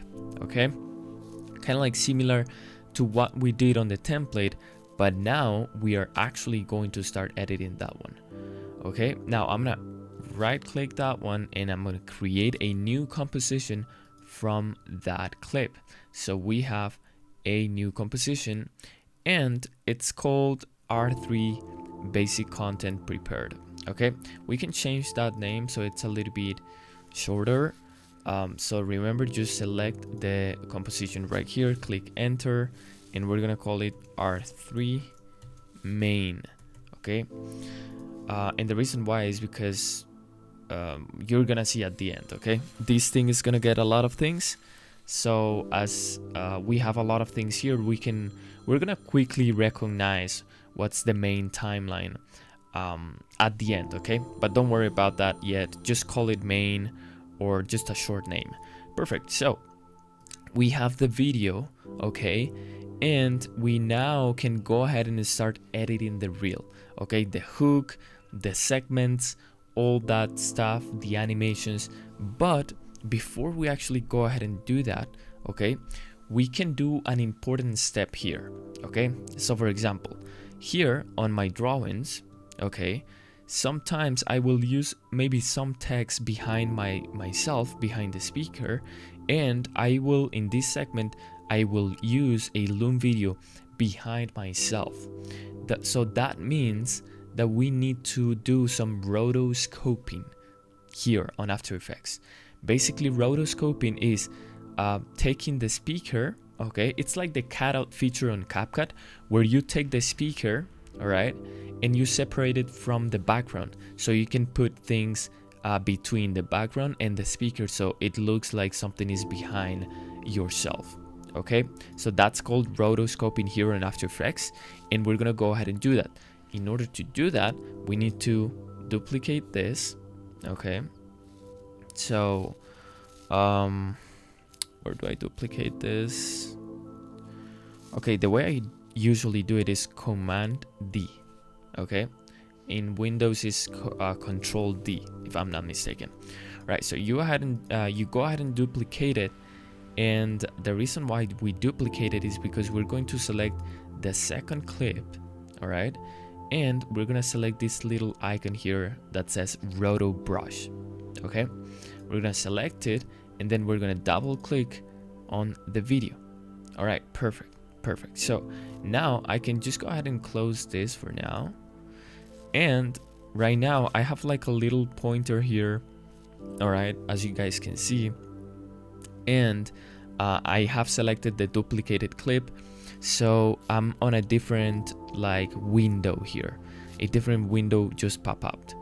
Okay, so what I'm gonna do is I'm gonna draw a line. Okay, it doesn't have to be a perfect line, just just drawing a normal line here, to the subject that we want to do the rotoscoping to. So for example, I want to do that. Okay, perfect. So as we can see, if we scroll and zoom in, it took some of the parts that I don't want to take for the roto brush. Okay, as you can see, I want my finger to be part of the roto brush, and I don't want these things to be part of the roto brush. So the way we fix that is by holding Option on MacBook. Okay, try to test it. For those of you who are on Windows, try to test it out. I don't remember exactly what was the key, but on MacBook is holding Option, so you're gonna see like a little minus right there. Okay, so we're gonna draw a line right there. Okay, perfect. And now with the space bar, you can actually, while you are holding the space bar, you can do this. Okay, then we want to do that for this as well. So Option, and I want to draw a line right here because I want that to be part maybe a little bit more here. Okay, that's fine. And then we're gonna do the same for this one here, right? Where we are taking those out. All right, perfect. And maybe I want the ear to be a little bit more, so we do a little bit right there. I don't want this to be here. Okay, perfect. And my finger, I want it to be part of the rotor brush. I don't want this thing to be part of the rotor brush either, so there you go. Okay, I think we're doing some good here. Option, and do this one right here. Okay, perfect. So I think we're good. Okay, don't get too caught up into this thing. Mainly what we want to do is we want to have the speaker. Okay, the speaker. Perfect. So once that's done, okay, once that is done, you want to freeze this. Okay, because if we don't do that, then you might get laggy and everything. So we want to freeze that. Okay, and it's gonna take some times to freeze everything. Okay, so we're gonna wait now. Okay, perfect, guys. So as we can see, it has been frozen. Okay, that means that now we can go back and continue editing, start to do the animations, and pretty much do everything as usual. Okay, so what I'm gonna do now is I'm going to close that. Okay, well, first I'm gonna save it. Okay, Command S, and then I am going to fit this here and close this one. Now, where do we have the the thing again? Like, it's not showing up. Don't worry, you just have to double click this. Okay, but not in the roto brush. It's gonna open the roto brush again.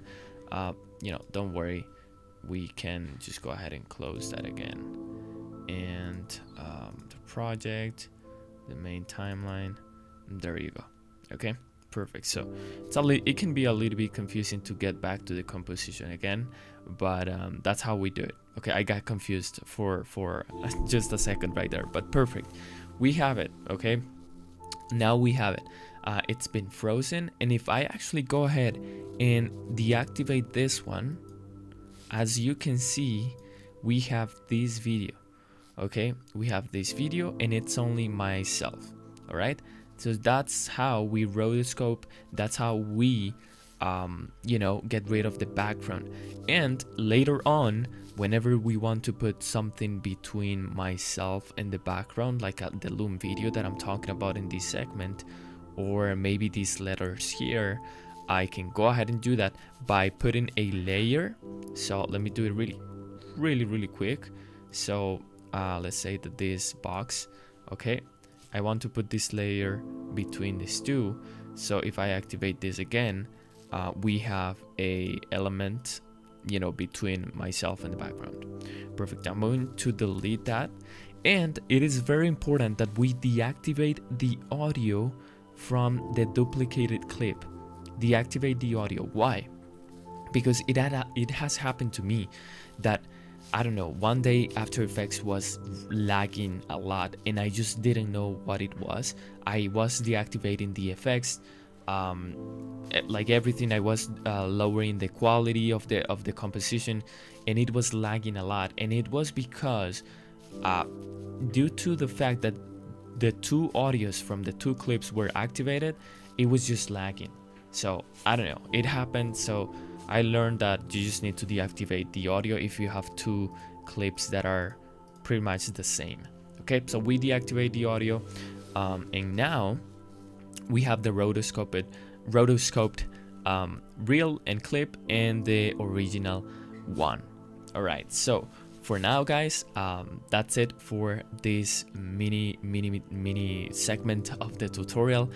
And with the rotoscope, we can do it at the beginning, or we can do it at the end. Now, it has its own pros and cons. So if we do it at the beginning, just like we did right now, then if we do like a zoom in and zoom out to the main video, we will need to do the same zoom ins and zoom outs to the rotoscoped video.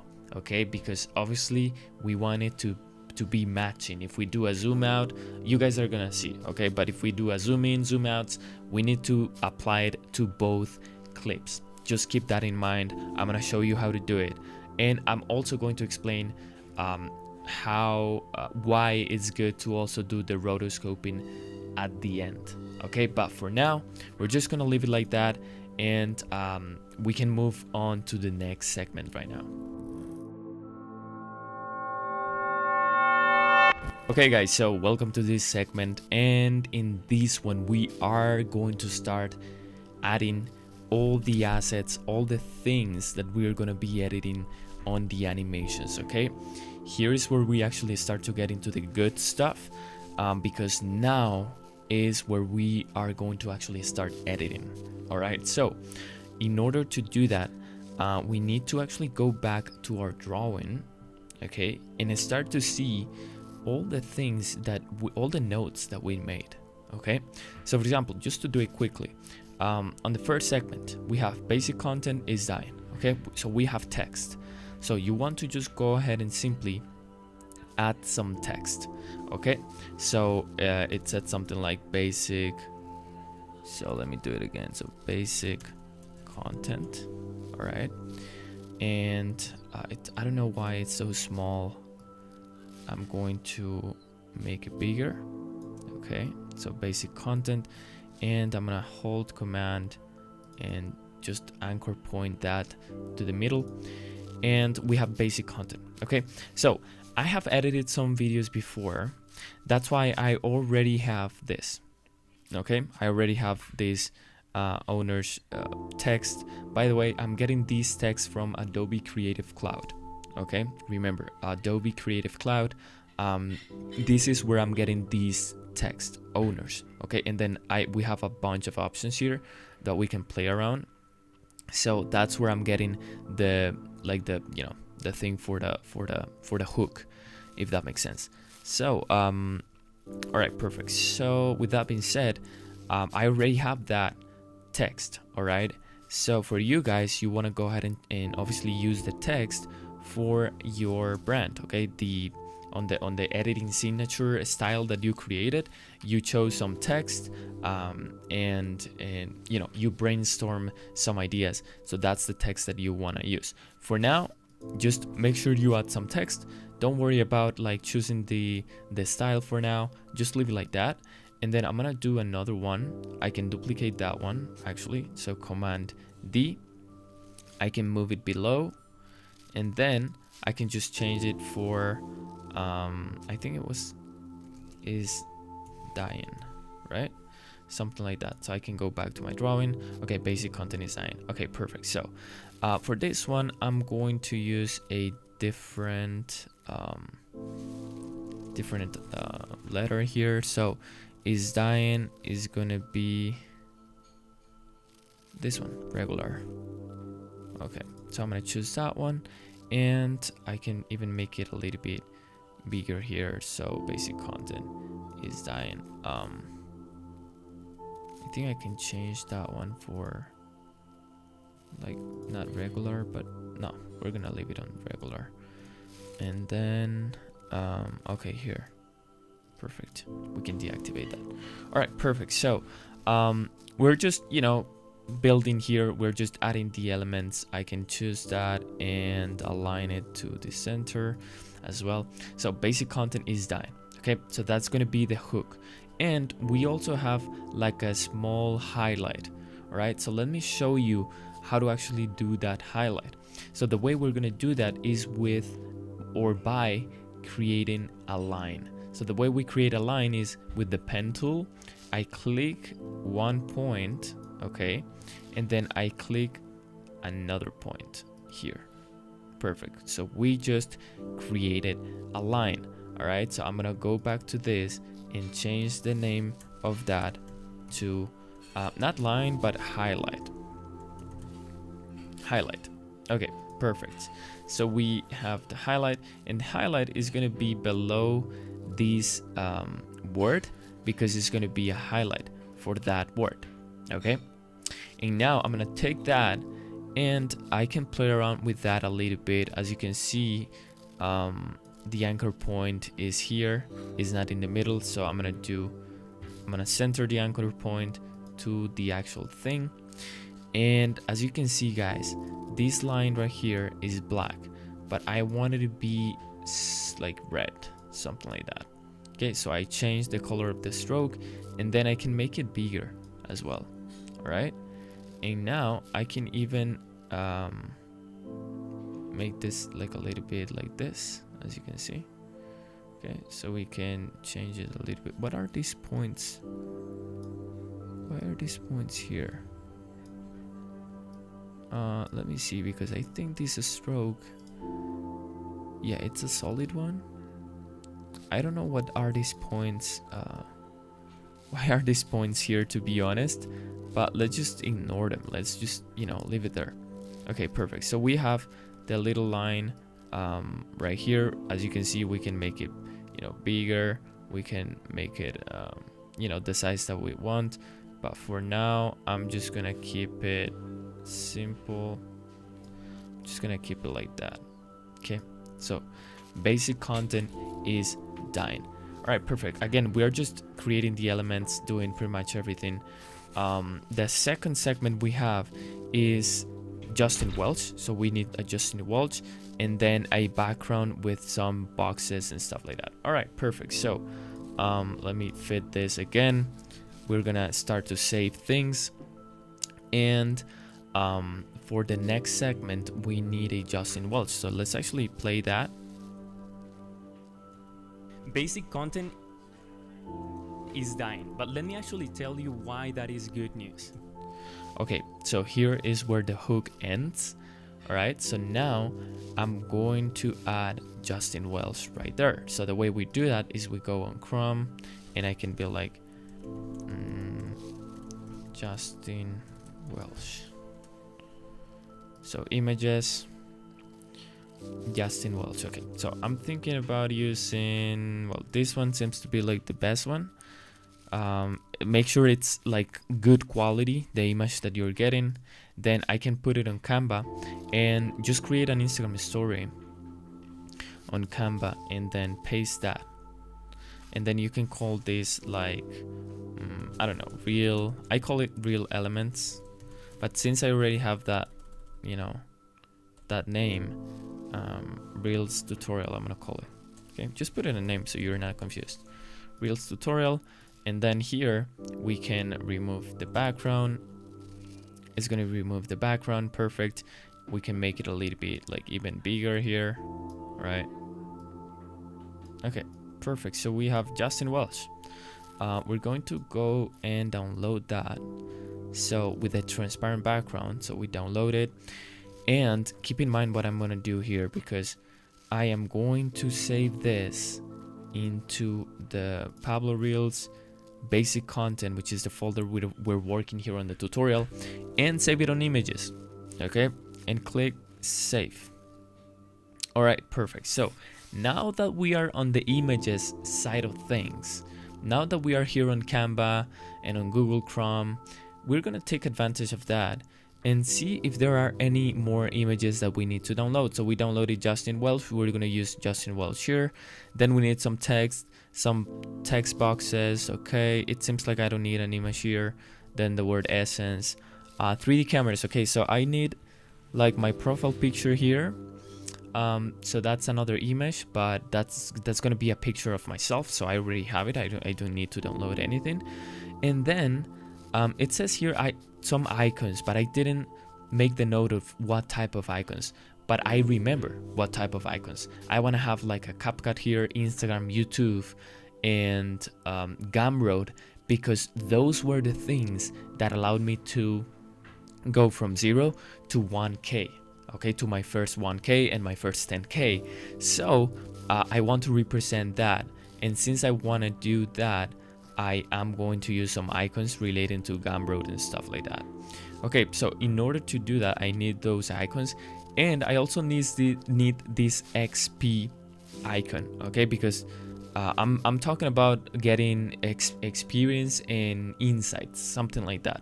So now that I know about that, I can go ahead and just delete Justin Welch. It's fine, we already have it. And we talk about the icons, right? So icons and XP. All right, so let's actually get the XP first. Elements, I don't know, XP. Okay. All right, so we have an XP here, and you can try to find more if you want to. But honestly, I'm gonna use that one. I like that one, so I'm going to download it, make it transparent, download, and I'm gonna save it. It says there is only one image or graphic. Oh, okay, so sometimes it happens to Canva where you need to add more elements than the thing. So for that, just add a point here and put it anywhere, I don't know, like here, and then just go on transparency and decrease the transparency to like 1. And there you go. Okay, we now have the element and we can download it, transparent, download, and we're gonna save it as XP icon on the same folder, on images, on the same folder. So this one's saved as real tutorial. I need to change the name. I forgot to change the name for that one, so I'm gonna quickly go onto my files. So files, red. Okay, let's just change that name really quick, because if not, it's gonna be with this name, Justin Welsh. Okay, I forgot to change the name of that one. But anyways, I'm gonna just, you know, minimize this, go back here, and we got the XP. Also insights, I talked about insights. So for example, a gem for me is like an insight. It represents something that I know, and I can even search for 3D gem. Okay, perfect. So, and we have several here, and so as you can see, I can use this one. I really like this one. I have used it before, actually. So I'm gonna use that one, and I'm going to. I can use.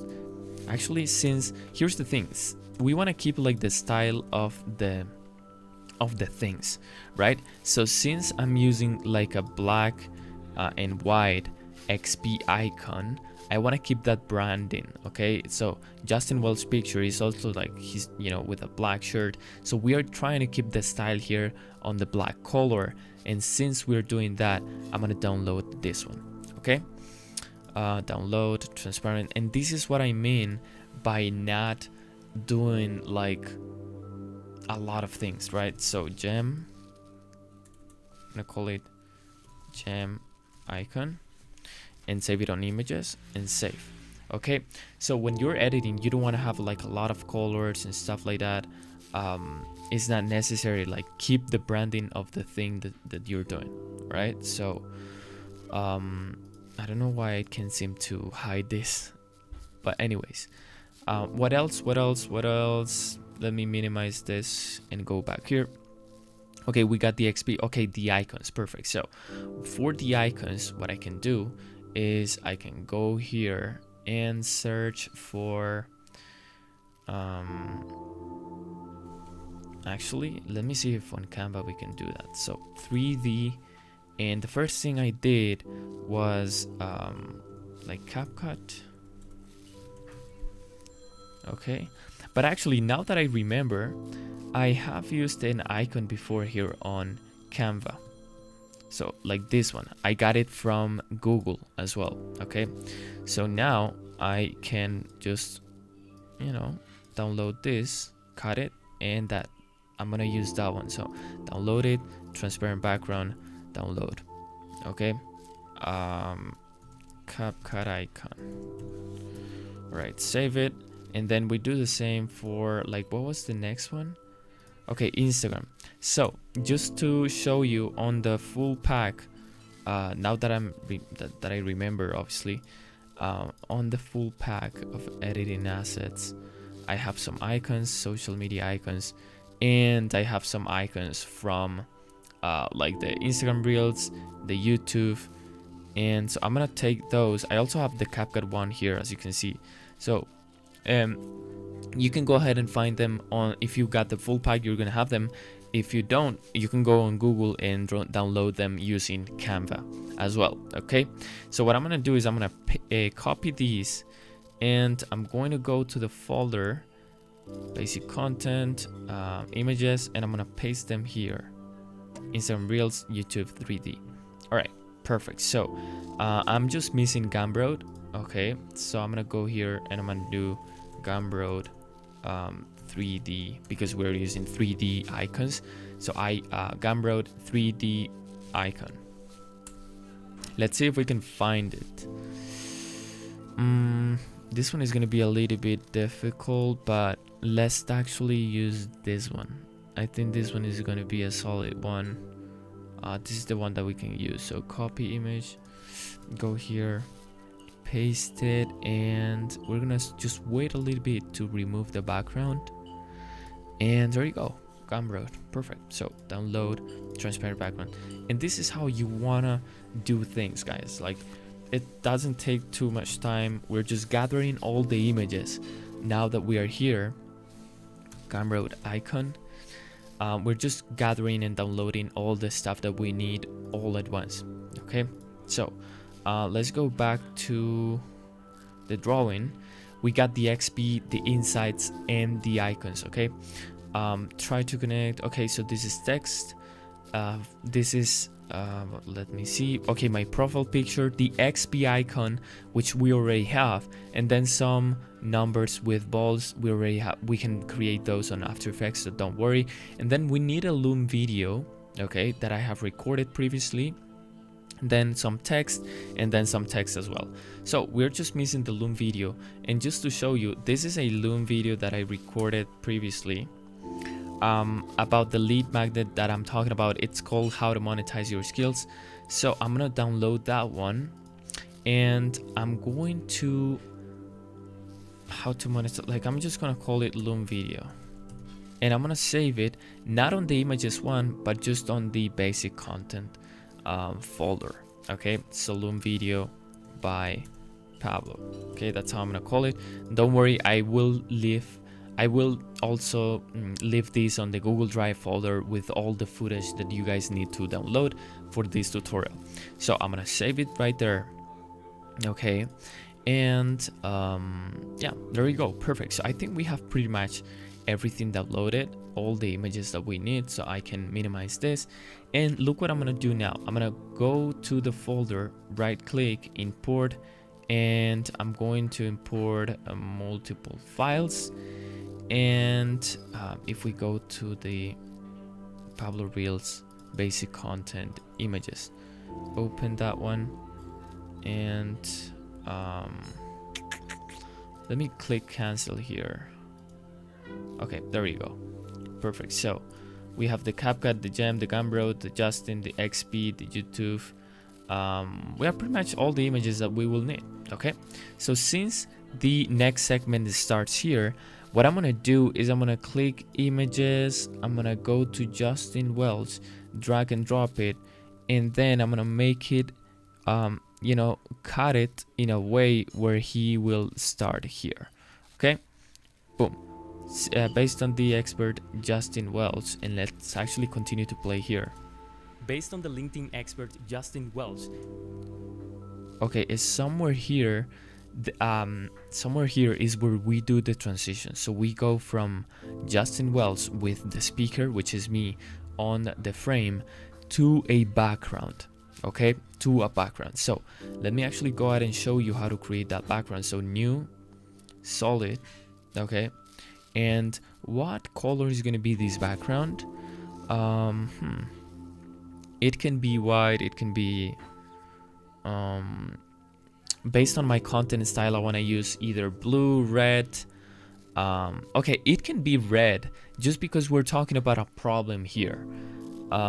So it could be red, if that makes sense. So let's call it red background. Okay, so red background. We make the color here, and it's gonna be not like a hard red, but rather like a darker one. Okay, perfect. So we have the red thing right here, and just to make it, we can make that bigger. Okay, so I'm gonna make it bigger because I will explain just in a few minutes, but we're gonna make that bigger, and we're gonna make it here. So we have Justin Welch, and I want to rotate this. So the way we rotate it, how can I rotate the background? Doesn't give me like an option. Oh, I can actually go here, select the red background, and instead of me going to the transform options and everything, I can just go ahead and rotate it right away here. So we can rotate it to, let's just go ahead and put the number 90. Okay, and then we can make it bigger. Now here's what we're gonna do. We're gonna do like a movement of the background, where the background is gonna move like this. Okay, it's gonna start here, and then it's gonna move like this, and like here, and then like this. Okay, with keyframes. We're gonna do that with keyframes. I'm gonna show you, but for now, let me just actually make this bigger. Okay, I'm gonna pause the video right now because I gotta take a break, but yeah, I'm gonna continue with another one. We're gonna continue like adding more stuff as well.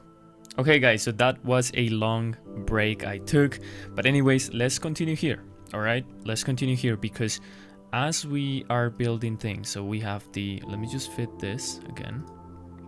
We're building the hook, we're building the next segment, okay, which is about Justin Welch and the background with all these, you know, with a text, with tips, how-tos, ChatGPT doesn't work, okay, all these things. Perfect. So we already have Justin Welch, and the second thing that I'm gonna build within this frame, within this segment, is a normal text. Okay, so I don't select anything here. Okay, I don't select anything there, and I'm going to just go ahead and create a new text, and the name of that text is going to be generic, or it's going to say generic content.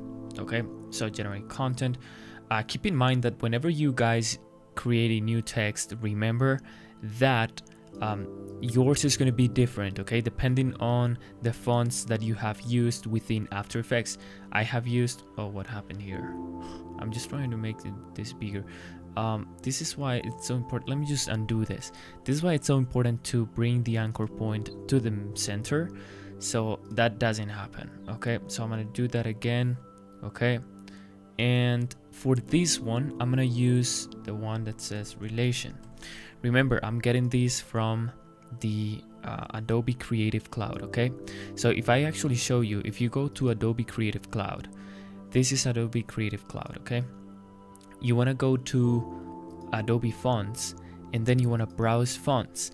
This will take you to adobe.com, to your account, and here you can find a lot of some like really good fonts. So for example, I found relation here on brush pen, and then I just add just like this bottom here, I add the family of the font that I want, and it will be automatically added to my Adobe Creative Cloud. So Adobe Premiere Pro and After Effects are going to read those fonts. All right, perfect. So with that being said, as you can see guys, if I click this, I don't know if I already explained this, sometimes I forget, but if we click this on shortcuts, if we click this thing right here, okay, we are going to be able to make this bigger. So boom, just like that. Okay, again, as I'm recording this, I don't know if I already explained this or not, but you know, just keep that in mind. Perfect. So generate content, and then the next thing that we want to do, I'm gonna take Justin Welch, just put it a little bit here, is a text box. Okay, because we are using some boxes here, as we can see. So I'm gonna just zoom this in a little bit more. So something that said a text box and something that says tips. Perfect. So I'm gonna get the rounded rectangle, and I'm gonna make, okay, make sure I don't select anything here, and make a rounded rectangle. So it's gonna be something like this. All right, maybe, yeah, maybe like this. Okay, I think this is a solid one. And then I'm gonna select this and go back here. The anchor point is on the center, and for me the stroke is good, so I'm gonna call this text box. Okay, perfect. So text box, and then I want to make that gradient, so I'm gonna make it gradient, and then I can choose the colors here. So I'm gonna choose white, and I'm gonna choose another one which is gonna be a bit darker, which is gonna be that one. And then I can take these points here and play around with those to something that I like. Okay, so for example, maybe here, I like this, I like something like this. Okay, so as you can see, we click and we take a look at this. It's looking pretty solid, to be honest. It's looking pretty solid.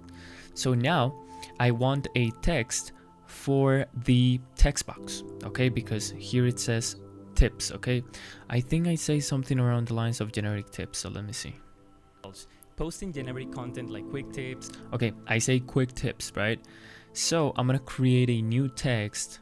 All right, I'm gonna create a new text here, and I'm gonna call it quick tips. And as you guys can see, it is small, so I'm going to make it bigger. Just fit it in right there, so a little bit bigger, fit it in.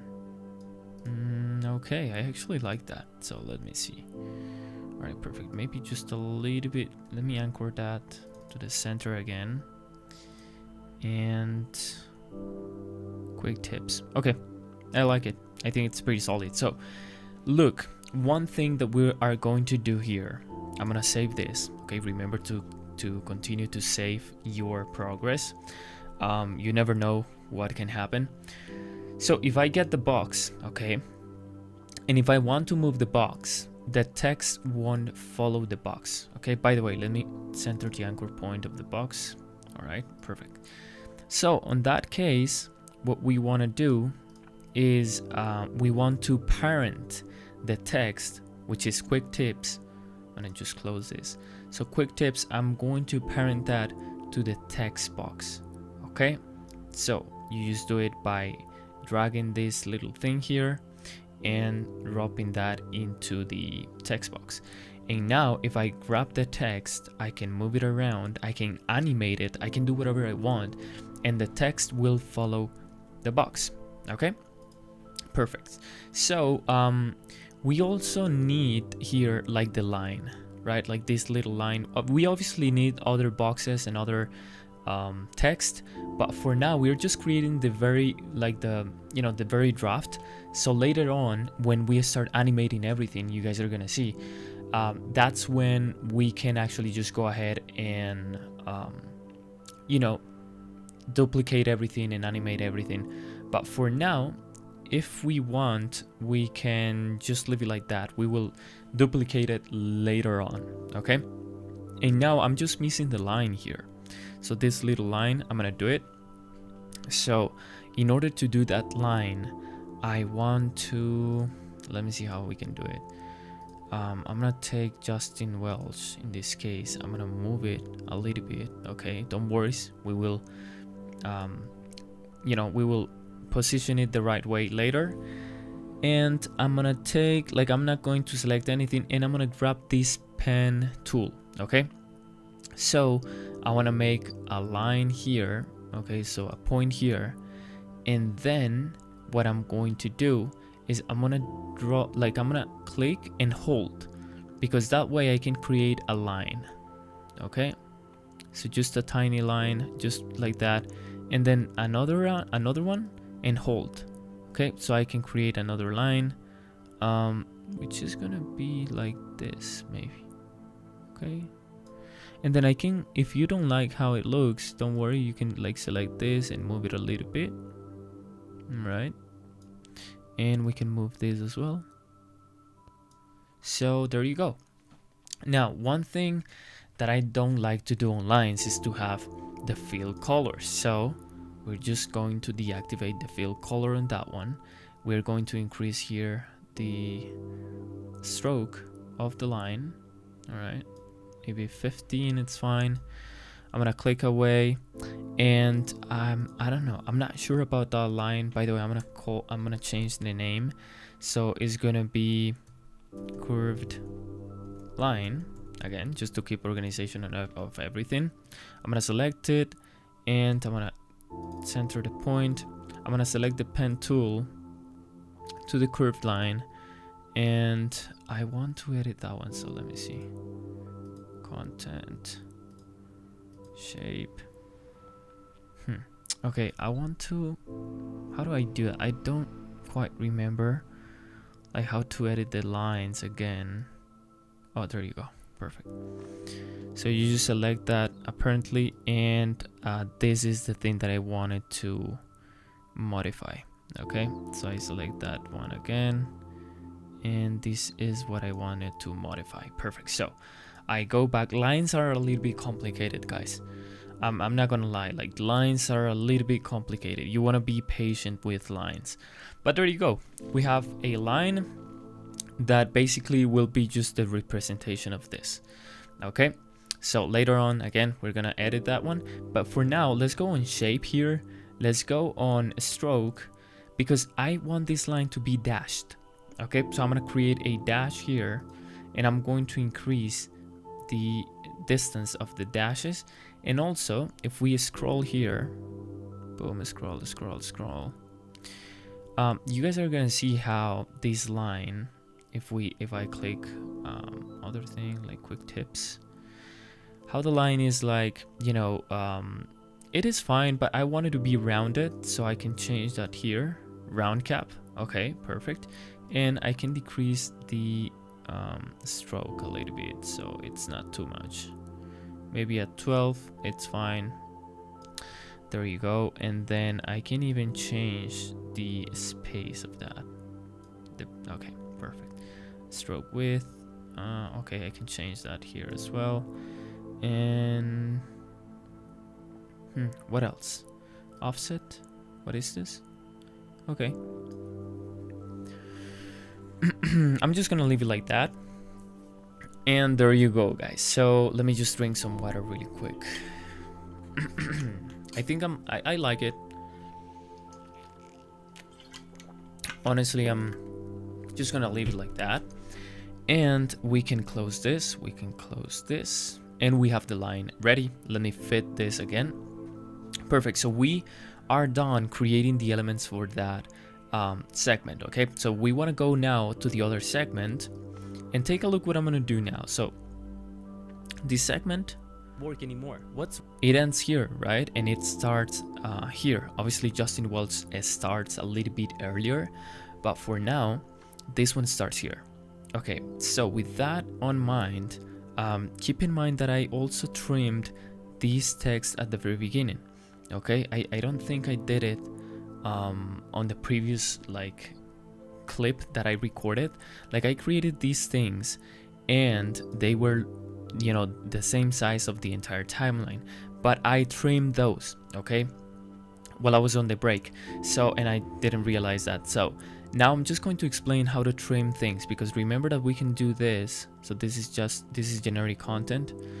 I can take that to the size of the segment that we're going to be doing. Okay, it should start there, but the other way that we can do it is we can select several elements and layers here, and again, if we go to keyboard shortcuts, we can click or hold Option and then this key. Okay, if we want to make the cut here, if we want to make it here, then we would need to hold Option, or on Windows I don't really know what that was, but I think it's Control or Alt, and then Option and then this key right here on MacBook. Okay, so I'm gonna do that. So Option, boom. So it trimmed everything to this point, to the plate head. I position the plate head here, and I can do Option and then the next one.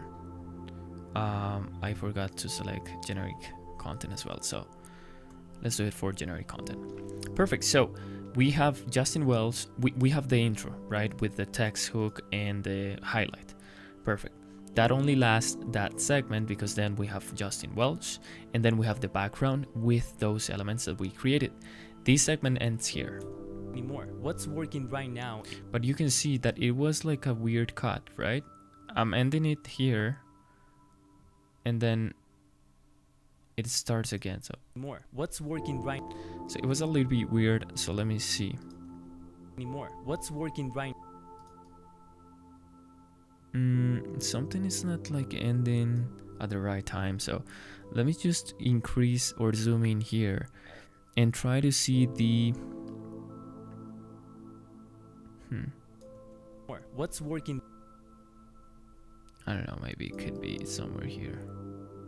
Okay, this cut is the one that it looks a little bit weird, so I'm gonna just take everything. Okay, so from here, shift, take everything and make it disappear right there. Okay, so I think it's gonna be way better.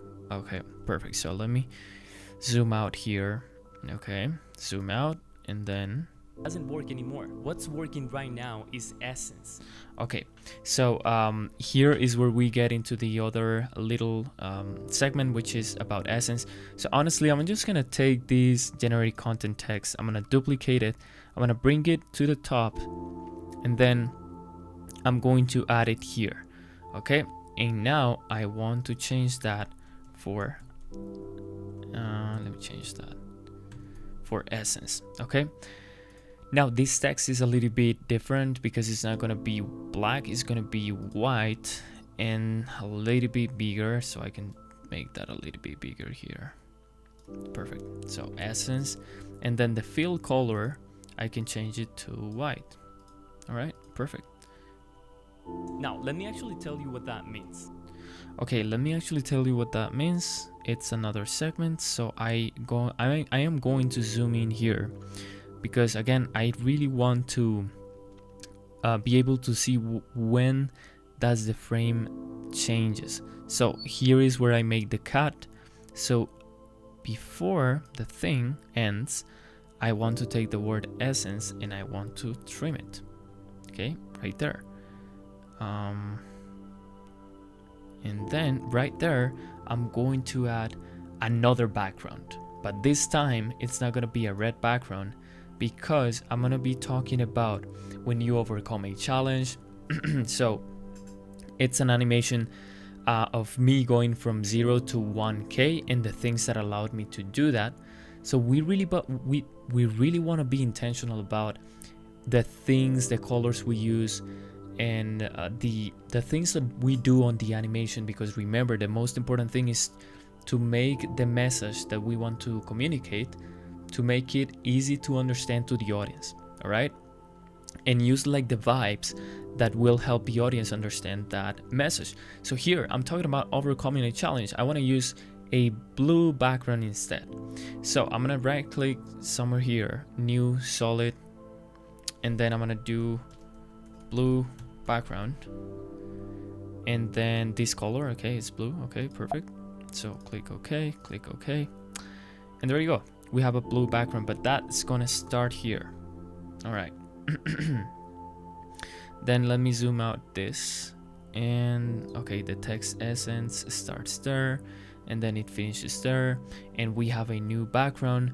And we have, let's take a look at these elements. We need my profile picture, $0, 1K, we need a line, and we need the icons, and we also need on the other scene, which you're gonna see how we do it with 3D cameras, we're gonna have or need the XP icon. So let's actually start adding pretty much everything. So the first thing is gonna be a text, and this text is gonna be just $0.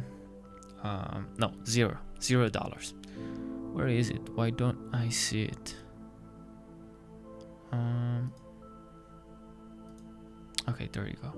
So I'm gonna make it just a little bit bigger.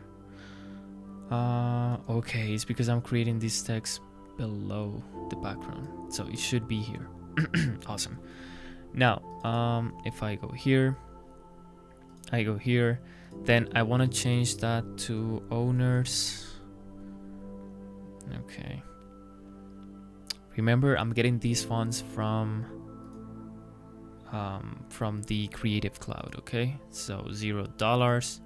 Yeah, I'm gonna keep it like that. Don't worry, we will worry about this like later on. I'm gonna duplicate this, and I'm gonna move that maybe to the same position, and then I'm gonna change it for what? 1K. Okay, then select here. Then we also need a line, right? So we are gonna do a line.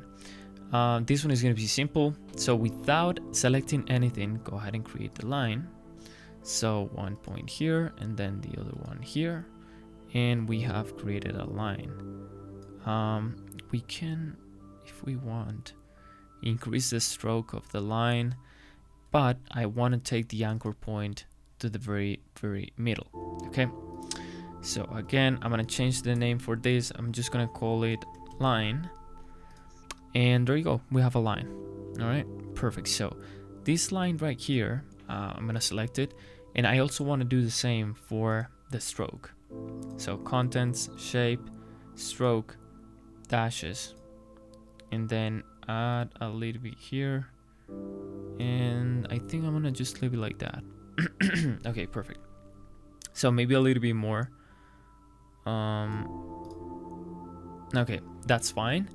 And what else do we have? Okay, we have my profile picture. So for my profile picture, oh, I remember. So I have it actually here. Okay, I added from my computer previously, so I'm gonna take it and drag and drop it. Perfect. And take a look what I'm gonna do now. Okay, for this one, I don't want this whole square picture. I just want it to be a circle. So we're gonna create a mask for the picture. So I need to select the picture, the element, the layer, and I'm gonna go here, hold, choose the ellipse tool, and from here, from the corner, okay, somewhere here, I want to create, holding shift, a circle for the picture. So it can be something like that. Perfect. Now I want to select the thing, and I can go ahead, select this and move it, holding shift, make it smaller, maybe like that. Okay, perfect. Could be smaller, we'll see. And okay, so we have the picture. We also need the XP icon. The XP icon will be later on, because we also need these icons, okay, that we previously downloaded. So we will need the CapCut one. So if I add this one, don't worry guys, I'm gonna leave these things on the video's description as well, so you guys can have them. I'm gonna make this smaller, boom, like this. Okay, and then I'm going to add the next ones. Okay, see how intentional we are being with the actual edit and actual animations, guys. This is what I want to teach you guys. Like, it's not video editing, it's not only about adding stuff to a screen and editing that, and then boom, you have a really cool edit, or you're over editing the video and that's it. No, we want to be intentional about the edits that we do. Every element on the screen has a meaning, they have an intention, they add some sort of value to the message that we want to communicate. Okay, so I'm not adding a bunch of random stuff, everything is intentional. Okay, I see that as just a small common mistake that I see on some people, that they just add stuff to the screen just for the sake of adding stuff to the screen, when in reality, like, again guys, you want to put some effort into the brainstorming and the actual edit. So we go ahead and do this here. And by the way, if you can do this, like if you're doing this for clients, then your client is going to be really happy with your work as well. So keep that in mind. All right, perfect. So okay, later on we will like organize them and stuff, but we are now only adding all the things. Okay, so XP icon, I'm gonna add it here and make it a small, it's gonna be somewhere here, and then the gem, okay, this is gonna be here, and then just make it small. All right, perfect. Now this little segment is gonna take more than I expected, so it's taking more than I expected, but it's normal because guys, building this, like the elements, dragging and dropping, and building the backgrounds, creating the backgrounds, creating the text and all these things, even though we are not animating, it takes some time. Okay, so that's why we're taking some time here. Now take a look at this. Okay, all these elements, when I created them, when I drag and drop, all of them are the same size of the timeline. Okay, so look how big they are. So in this sense, we need to go ahead and make them the size of the segment. All right, so for example, the background is started here, okay, and let me see where, let me just listen to the video to see where the segment ends. When you overcome a challenge, or you solve a problem in your... Okay, let me pause it really quick because I don't know why this is lagging. All right, guys, so I have just a little issue here, but we're back. So let me just play that to see where this segment ends. When you overcome a challenge or you solve a problem in your life, you gain genuine expertise and insights. Okay, so you gain genuine expertise and insights. Here is where the segment stops. So I'm gonna option and trim or cut this layer here and all the layers above. Since all these layers that we created are part of this segment, we're going to trim those as well. Okay, so just locate the playhead where the segment starts based on the background as a reference, and then I'm gonna take 0, hold shift and select everything and do option and then the key that I mentioned before, and then again option and then the key again. Okay, I might need to move that a little bit. Okay, let me zoom in this because I want to do it. You want to be like, you know, you want to take care of that, like just, you know, make sure everything is aligned. So I'm gonna save that, and now everything just can click away, and now that segment is ready. Okay, Gain genuine expertise and insights. But it is only when people see that you overcome a challenge that they want to solve, when they truly connect with you. okay, so that segment is about, the next segment is about when they truly connect with you. So it's just normal text. So what I'm gonna do now is I'm gonna go here to the very start of the segment and I'm gonna add some text. Okay, so here let me just go ahead and add some text.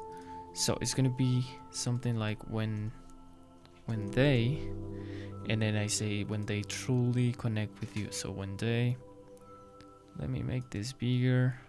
Okay, when they, anchor point to the center, and then I'm just going to duplicate this for now and then say like when they truly, and then it's like truly, and that is going to be one word. I'm going to explain why later. Truly, and then duplicate that truly again, and then be like when they truly connect. Okay, take the truly, make it somewhere here, and then connect somewhere here. When they truly connect, and then this one is gonna be with you. When they truly connect with you.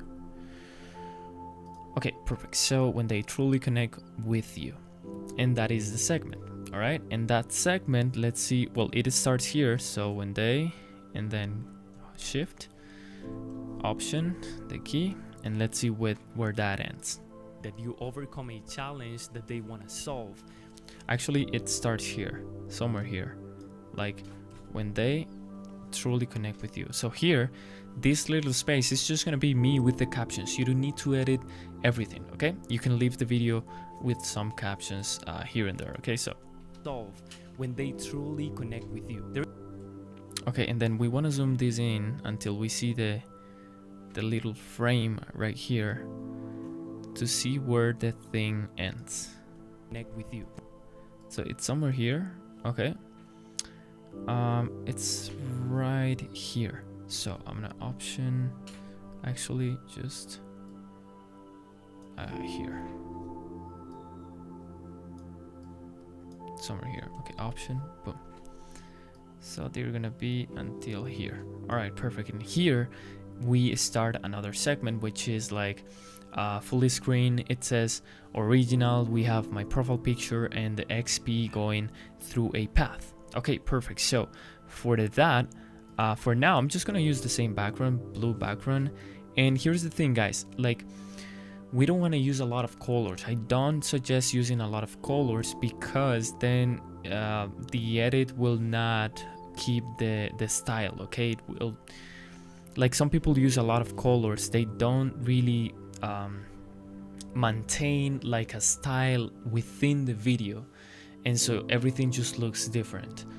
What I mean by that is, if we take a look at the icons we're using here, every icon, if we make this bigger, okay, so fit, every icon is like similar, even though they are not like the same, it's similar, like they are 3D icons, right? These things both are black. Okay, my profile picture is fine.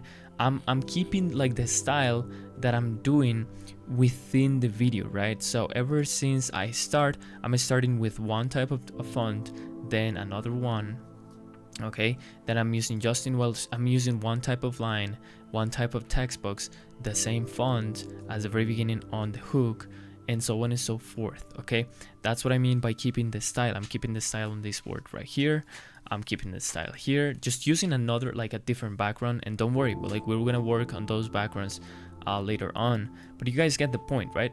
Everything keeps its own style. Now for this background, let me actually see where this segment ends. There is a system to share your insights and expertise in an original and honest way. Okay, in an original and honest way. So I call it the online ecosystem. Okay, perfect. So maybe I can do this. Original and honest way. I call it the. Okay, no, there's a weird cut right there. You want to take care of that, okay, as well. You want to be careful to end the background where like the other segment start. It has already started. Okay, so because if not, it's gonna look weird. For example, if I leave it here, look what happens. Boom. You can see the cut. So that's another common mistake I see. Just make sure to not do it. So if I do this here, okay. There is a system. Okay, there is a system. Let's see what we have. So my profile picture that we can just go ahead and duplicate. So duplicate, bring it here, move this here, move it here. See how I am like just recycling some things. That's how we want to do it, guys. Okay, recycling some things that we have previously used during the animation. Okay, then so we have that. We also have a path. Okay, but before I do that, I'm going to duplicate the XP icon. So I'm gonna duplicate that one. Maybe here, right? So maybe here. Let me see that. Just make sure that OBS is up and running. Okay, perfect. And then go ahead and do this here. All right, so the XP is the one that is gonna go through the path. Now we need a path. Okay, so I'm not selecting anything. I select the pen tool, I create the first point, then I create a this could be like the second one, could be here. All right, okay, and then the third one, honestly, like the third one could be here, to be honest with you guys. And then I can move this one a little bit more, and then this one like that.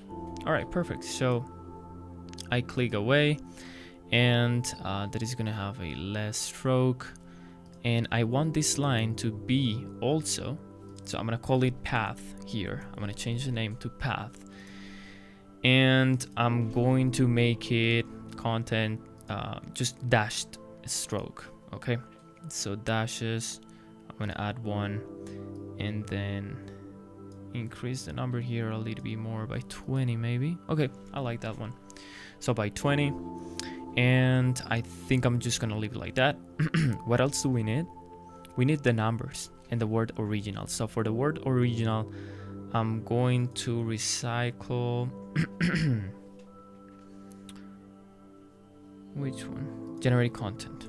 So drag, drop it to the top, go back here, drag, put it on the segment, align it with the segment somewhere here, and then this one I'm gonna take, like, do it again, just right away. And I'm gonna take this one, command, generate content, option, hold option, and there you go. Generate content. I'm gonna take it and I'm gonna just write original, and then that original text is gonna be white. And then we just need the numbers. So look how easy this can be. So for the numbers, we need a ball with a number. So I'm gonna just select the ellipse tool. I'm not selecting anything here, remember, because if we select something here, we're gonna create a mask, and we don't want to do that. So I'm gonna create a circle, holding shift, and it's gonna be something like this. I can change the size later on if I want to, and then by selecting the ball, I can center our anchor point, and then change the name to number circle. Okay, perfect. I want some fill for this circle, okay, which is going to be, at least for now, it's going to be white. And then I'm going to create some text here, and then just the number 1. That number 1 is going to be black. Oh, I just want to make this bigger. Holding shift, center our anchor point, change that to owners, or Europa. I think Europa grotesque is a good one for numbers, so I'm gonna use that one. I think it's included on the premium pack. On the premium pack, I think Europa grotesque, this font. Okay, so now that's done, I want to select both of them and command D, okay, 2 times, because we need okay, but before I do that, let me just undo. I'm gonna just parent this number 1 to the number, okay, to the circle. So now I can go ahead and duplicate. I can take circle 2, put it here, all right, and where is the number? Oh, I didn't duplicate it, so let me undo that again.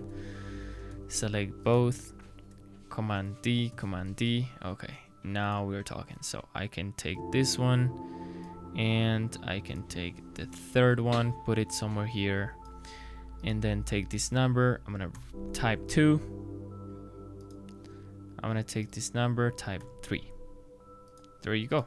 Okay, so I think we have all the elements: my picture, number 1, 2, 3, the path, and the XP, and the text original. There you go. Okay, perfect. We have it. Awesome. We also need a 3D camera, but we're gonna create that because we're gonna have a camera zooms out. We need a 3D camera for that, but we're gonna create it by the time we're gonna start animating. So if we take a look at this, these elements here, if I hold shift, we need to cut them, okay, or just trim them. So the way we do that, again, is by holding option and then the key that I previously mentioned.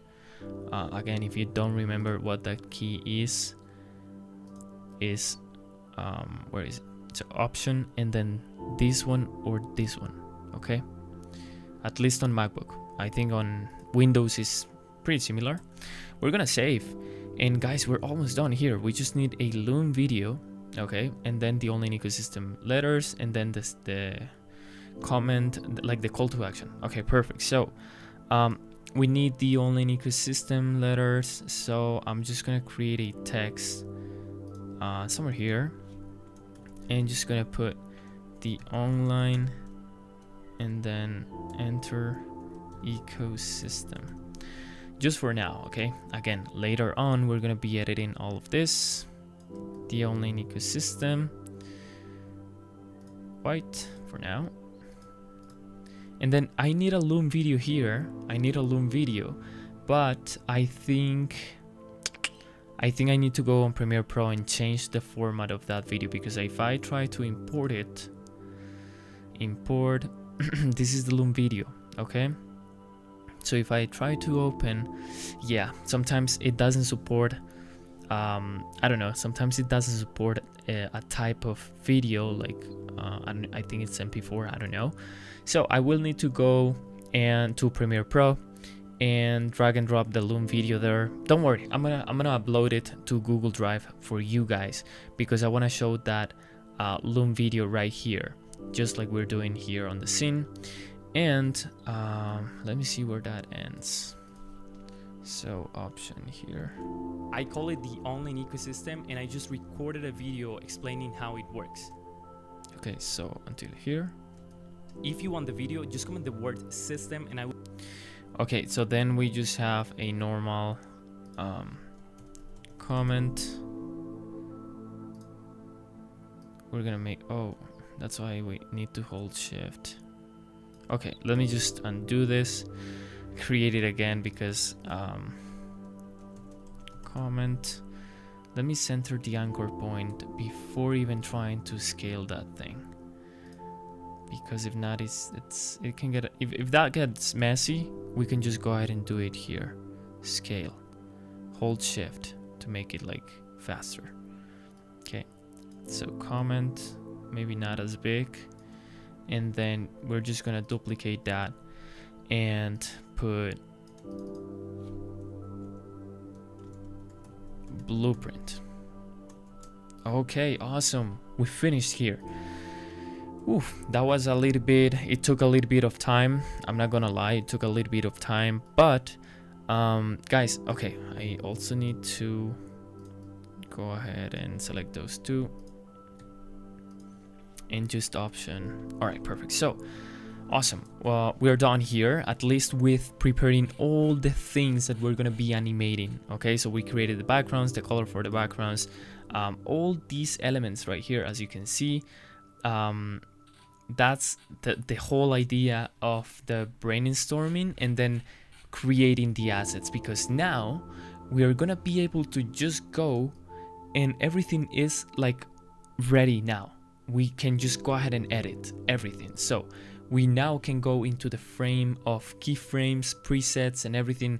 And this is what I'm talking about when I say productivity blocks. What we just did is a productivity block.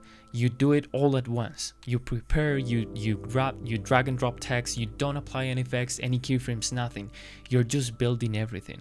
You're just building. And once that's done, we can now just go ahead and start editing everything, applying 3D cameras, keyframes. You're gonna see how fun it is once you have everything. It's like much more enjoyable than it is to go in and creating a segment and then editing the segment and then just, you know, going through the video and be like, oh, I don't have anything here, like, and brainstorming what you're gonna do. So it's just better to work in productivity blocks. Okay, so with that being said, this is the end of module 2, and now we're gonna transition into module 3, where we actually start learning the good stuff, the animations, the keyframes, the 3D cameras. I'm actually really excited for that. So yeah, I will see you in the next module. Okay guys, so just an important note here, before we actually go ahead and learn about animation and high quality video editing and all the good stuff, I wanted to show you guys why is the skill that you're about to learn important. Okay, why is it important?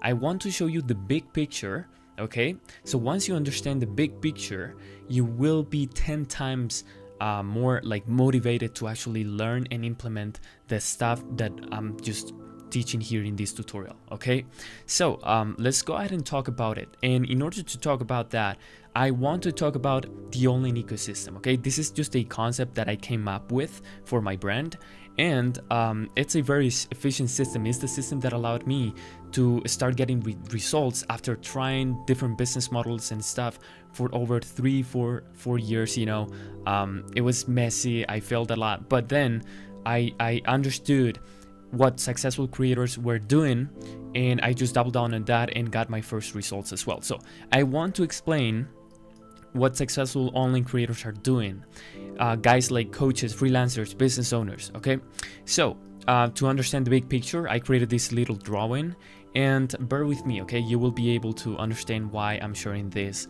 on a video editing tutorial in the first place. Okay, so these successful creators, they have values, challenges, they have a strong why, interest, they have their unique situation, knowledge, skills, game plans, vision, goals. They have everything. All of this is in place, right? They understand and they are clear on what these things are. Okay, so that allows successful creators to build a foundation. Once a foundation is established, they can go ahead and start implementing on their life. Okay, they can start learning, practicing, creating. They are good in something, they keep learning that in order to be better. They practice more, they create more, and that builds the third stage, which is the online ecosystem. So all those creators, okay, who are successful or are getting results in their life, in this case, they have a personal hub as well. Okay, I have noticed every creator has a personal hub, every successful creator, that is. So with a personal hub, it's just a place to hold all the information that one person is learning. So the knowledge, the notes, the resources they create, the frameworks, the systems, the content, everything, all the information turns into the online ecosystem. Okay, so all that information can be turned into short form content on X, short form content, long form content on Instagram, long form content on YouTube. You've seen these videos, people building their brands on YouTube as well. Most successful creators have an email list. Most successful creators understand that an email list is important. Okay, now all this content, all these things, short form content, long form content, resources, this builds authority and allows the creators to sell courses, coaching, subscriptions, mentorships, and so on and so forth. Okay, so now we are learning like how to create like high quality reels on Instagram, right, with this tutorial. So that is just a tiny part of what the online ecosystem is, right? The online ecosystem is all of this. Okay, the values, the why, the foundation, a person who is implementing, a creator who is implementing stuff and creating stuff, saving their information, writing about that, and then creating content around their knowledge as well. Okay, so if you're learning how to edit high quality reels and even high quality like YouTube videos, then you can help a creator who has all these things in place, a creator who is already winning. You can go ahead and save them time, so by you actually creating high quality edits for them that builds authority for their brand and therefore allows them to sell more of the stuff that they are creating, right? This is the whole point. You want to help creators who have these things in place, because here is the thing, okay? If like, and this doesn't only count for coaches or stuff like that you want to edit videos for, or business owners, like this counts for everyone. Now let me tell you what not successful creators are doing. Okay, let me tell you why most creators who are not getting results are doing. Okay, so I'm talking about coaches, freelancer, business owners who struggle to monetize their product, their service, their skills online. Okay, so they also, like unsuccessful creators, they also have values, challenges, why, but these things are not in place. These things are not clear. They don't have a clear vision. They don't have clear goals, a clear game plan. They might have skills, they might have knowledge, they do have a unique situation and interest, but it's not clear. So therefore, once this is not clear, the foundation is going to be weak. There's going to be a weak foundation, okay?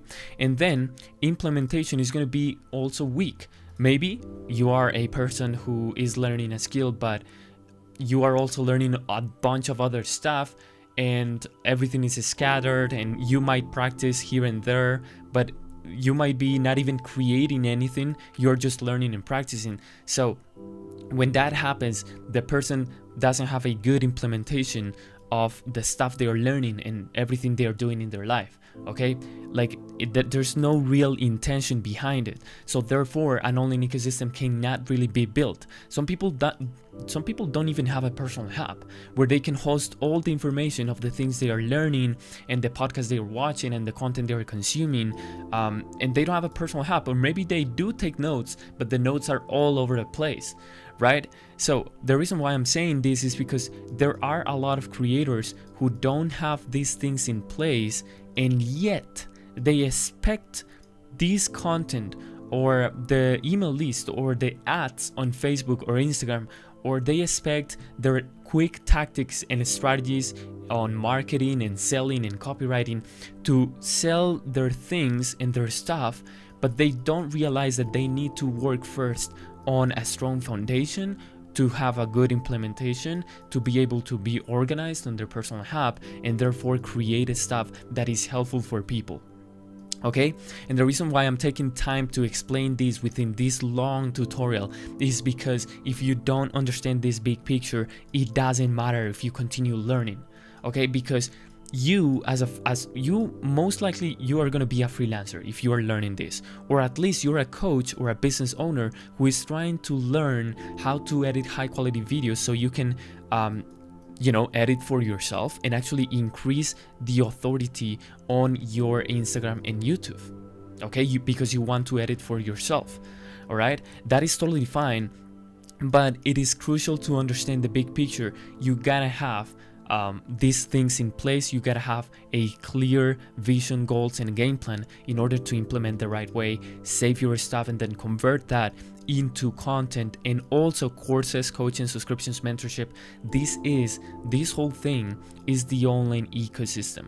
Okay, that's why I put it here, the online ecosystem. We can see the big picture right here. Okay, if I scroll here, all right, you can see the whole big picture.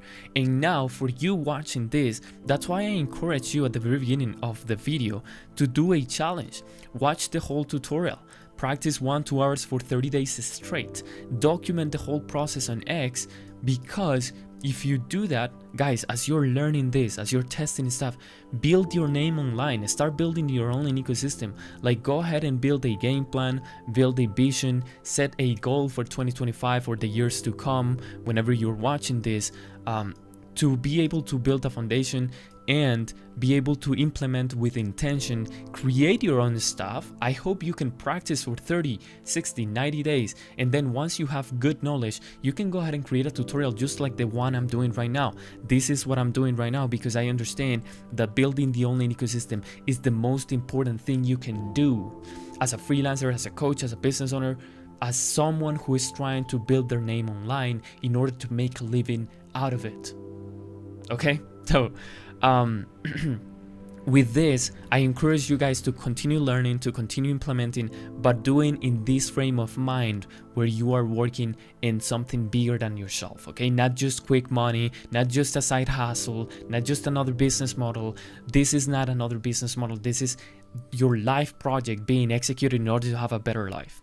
Okay, so before we move on to the next module, and because I'm pretty excited to continue recording it, if you want more support on how to start building your online ecosystem, feel free to check my upcoming content on YouTube. I'm gonna keep creating content on my YouTube. Check my newsletter as well, because I love writing. I'm really passionate about writing and explaining things. So you can check my newsletter. You can also check the online ecosystem course, which is coming soon. Right now, by the time I'm recording this, it's not ready yet. I haven't even started it, but I'm for sure going to build a course about the online ecosystem, explaining everything. And then something that I do have as of now is an offer, which is my one-on-one mentorship. Okay, you can find the book call in the description, but keep in mind, I don't take everyone. Okay, spots are limited because I rather work with few individuals who are action takers than just taking everyone, right?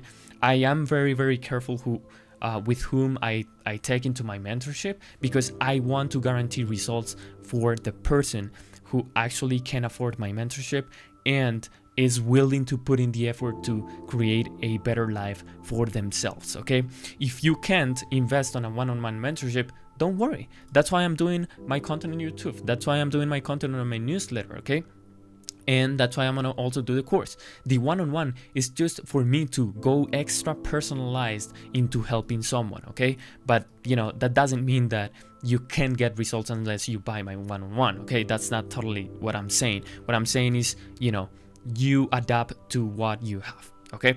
So if you can afford a one-on-one, that's amazing. It's gonna speed up your momentum and, you know, results and process. But if you don't, like, that's totally fine. You have the free content. So with that being said, guys, I'll leave it here. You now understand the big picture of why we're gonna learn this skill, of why we're doing things in the first place.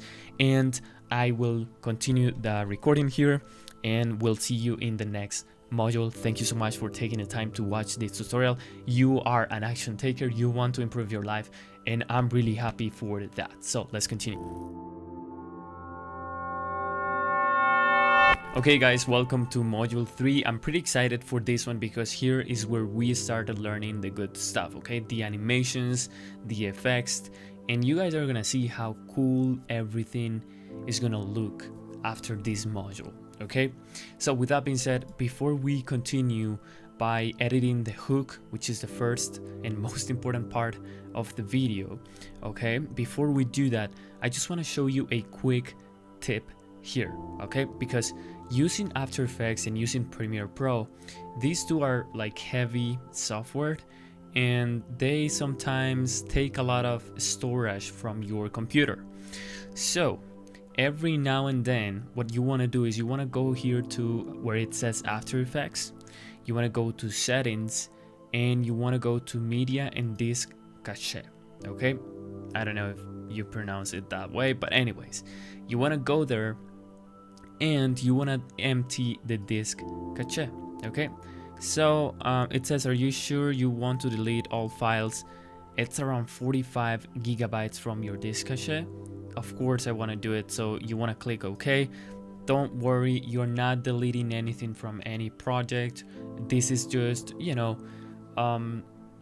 like little information that these softwares use to, you know, be able to run. Basically, I don't know too much about this stuff, but I just know that you just need to empty that so your computer doesn't run out of space, okay? So if After Effects at any point tells you, hey, you're running out of space, just go there and empty the disk cache.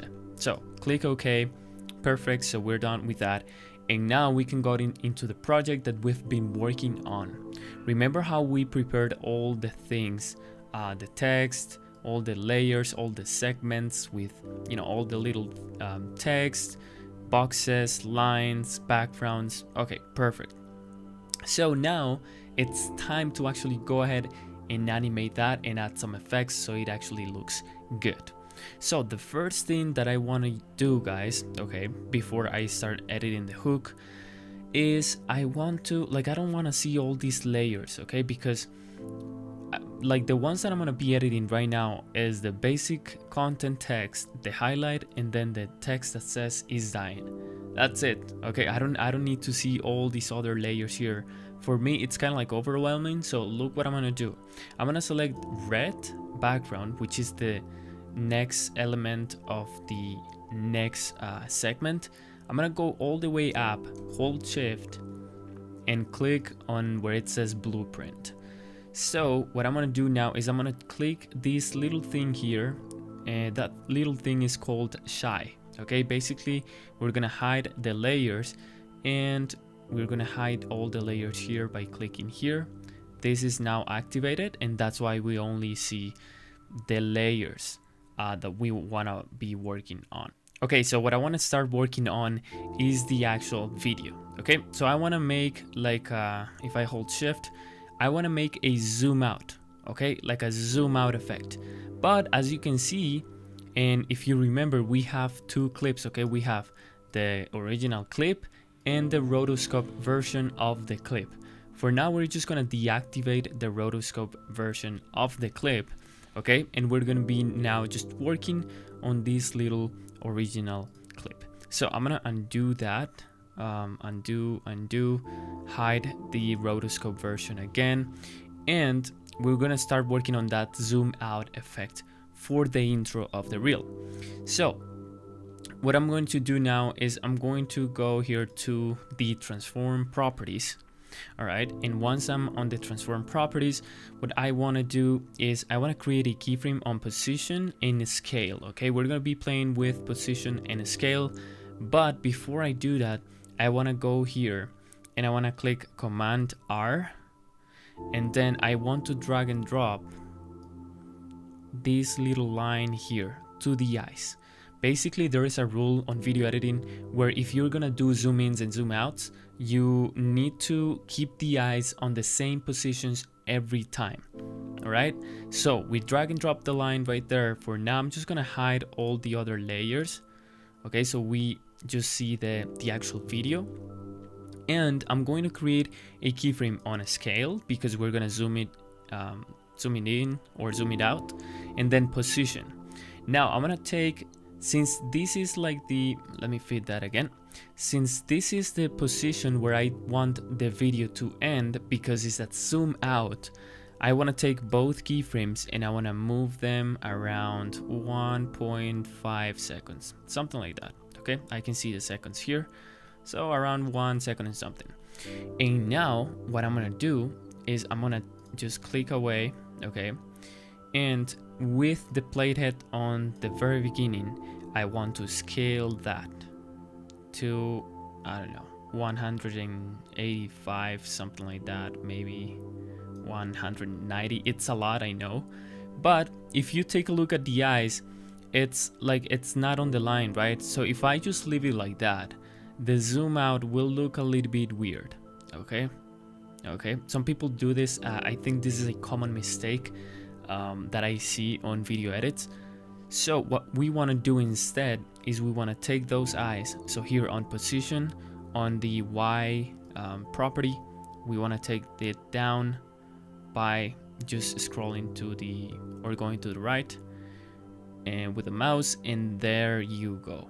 Okay, you want to hold, you know what, you want to click there and hold in order to be able to either move to the right or to the left, and you want to align the eyes right there. And awesome. Now if we take a look at the zoom out, the eyes are always in the same position. Boom. Okay, so it's 10 times better. Perfect. Now if we click that, Basic content is dying, but let me actually, it doesn't look smooth, right? It looks like very straight.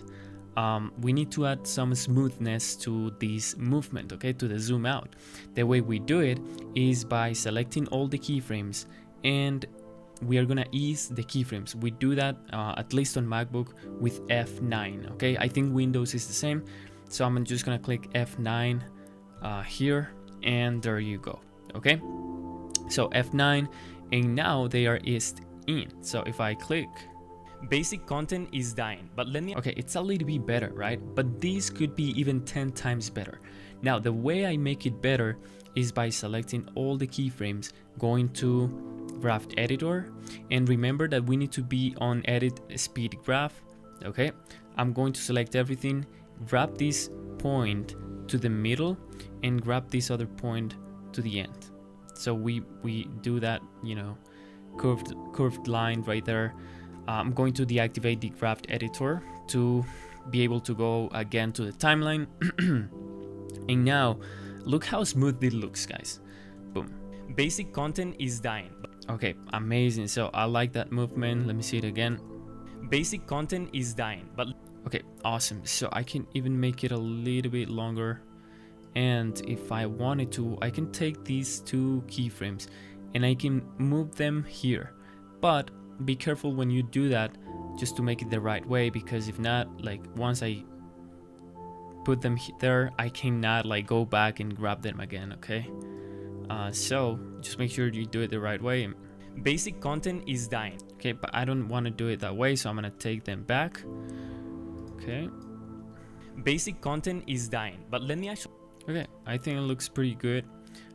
We have the line on the eyes, we have the zoom out, and now guys, once that's done, we can take this out and Command R just to make it disappear. And if we want to use these, the same zoom out effect on the future reels that you're going to be editing, what you want to do is you want to go ahead and select position, command, select the scale. So those two properties, as you can see, and you want to go to animation, you want to save the animation preset, and on user presets on the tutorial, which is the folder that we previously created when I was explaining like presets and stuff like that, we created that one. So now we can call this, just remember to give it a name that makes sense, okay? Because the more you create presets, the more you're gonna be able to, like, if you name them the right way, you're not gonna forget what the thing does, right? So intro, zoom out, that's how we're gonna call it, and then I can save it there, and perfect. So look now, if I go ahead and delete those keyframes and I look for intro, zoom out, as you can see, I have previously created intro, zoom out, and zoom in, okay, for the presets that I included on the premium editing assets. All right, but now you guys also know how to how to use or how to create a preset as well.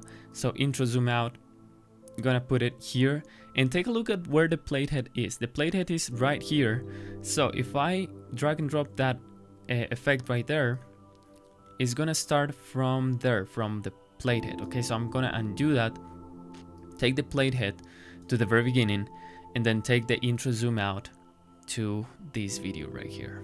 Okay, Basic content is dying, but let me actually... Okay, awesome. Now, another thing, remember that we also have, okay, remember that we have the rotoscope version. So as you can see, the rotoscope version is not making the zoom out, okay?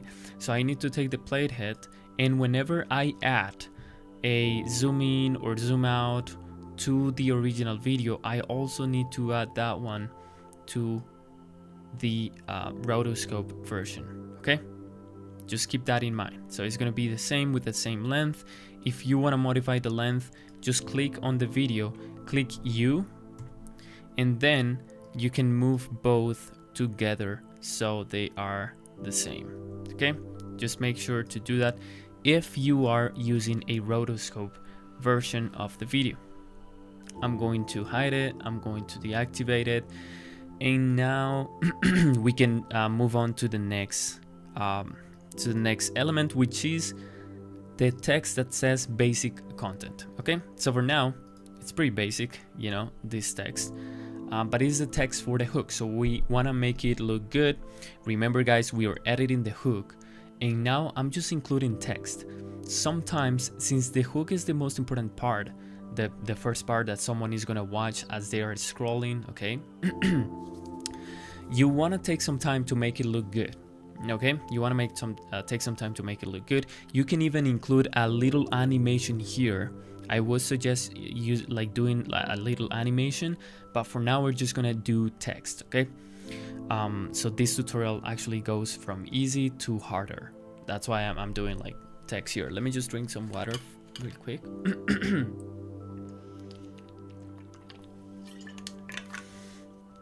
I don't know, sometimes as I speak, my throat is like, I don't know. But anyways, let's continue here. Okay, so we did the zoom out, and now we're gonna work on the text. Before we work on the text though, I want to show you something. If we go to Pablo template, I'm gonna just go here to the very beginning. As you can see guys, I am using a shadow here. Okay, you see this little shadow? We want to do that. Okay, I want to show you like how to do that shadow. So let's go here, and in order to do the shadow, I'm going to right click, I'm going to click on new, and I'm going to create an adjustment layer. That adjustment layer right now is doing nothing. Okay, remember that the adjustment layer affects all the things that are below it. Okay, so for example, if I go and search for Gaussian blur, so if I add some blur to the adjustment layer, it's going to affect everything that is below it. So the text and the, you know, pretty much everything. Okay, so if you wanted to, I could even start this video with some blur, Okay, so I could say blur. Okay, I can call this blur, and then I can create a keyframe here. All right, click U just to see the keyframe on the blurriness. All right, and then I can move it just a little bit and bring that back to 0. I'm gonna hold shift to make this faster here to 0, and then I can with F9 ease those keyframe, and you can see Basic content is the little effect with the blur. Okay, but for now we are not gonna do blur. Okay, we're just gonna create a shadow. I just wanted to show you that, so you keep that in mind. So I'm gonna change the name to shadow. I'm gonna go to effects, I'm gonna delete that effect. Okay, and look what I'm gonna do now. What I'm gonna do now is I'm gonna take the shadow, and I'm going with the layer selected, I'm going to create an ellipse tool, which is gonna be like this figure right here. Let me deactivate the basic content, and I'm going to activate or just do like this little thing right here, like just a normal figure or shape like this. And now what I'm going to do, as you can see, we created a mask, right? Now for that mask, I'm going to search for the fill effect. So this one right here, fill, I'm gonna drag, I'm gonna drop it to the shadow, and it's gonna create a color here within the layer. Okay, remember, the reason why I created the mask is so, because if I delete the mask, I'm just gonna delete it, don't worry, the fill color is gonna apply to everything. Okay, now if we deactivate this fill color, the adjustment layer is not doing anything, so I'm gonna activate it. Okay, so I'm gonna rather undo everything, so undo, and we have the mask again. Okay, now I want to change the color for the mask, and look what I'm gonna do now. I'm going to go to here to masks under shadow, and I'm going to invert. All right, and now what we can do is we can go on mask, and we can go on feather, and we can increase the feather of the mask. All right, however you want it. Okay, you can also edit things like mask opacity, so the shadow is not as harsh, but I'm just gonna leave it like that. And you can also do like a mask expansion. Okay, so I'm just gonna leave it as it is at 0, and for now maybe I can increase the feather a little bit. Not too much, maybe like that. What I'm gonna increase is the expansion. Okay, so we don't take away the color, the original color, or we don't hide or make darker the color of the speaker.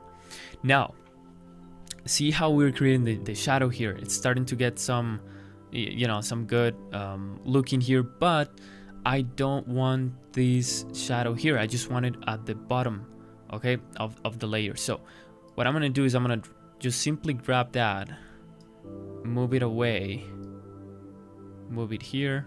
Okay, so it's only affecting like this side. Move it here, so it's kind of like on the same size. Going to scroll a little bit and take this somewhere here, and take this somewhere here as well. Okay, take this one somewhere here. All right, cool. So now if I fit this in, save it, we have the shadow, but the shadow is only here at the bottom. Okay, so I can even bring it a little bit more here or there. Okay, and there you go. Okay, maybe I can decrease the feather or increase it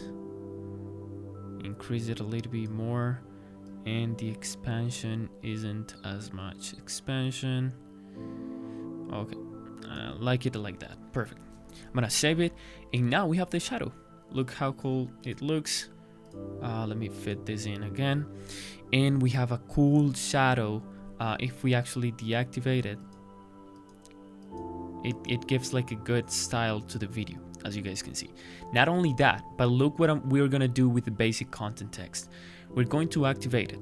Okay, And now for this text, what I want to do is I want this text to basically, let me lock the shadow. So I'm gonna lock it here, and I'm gonna grab the text. And what I want to do with the text is I want it to scroll up like this.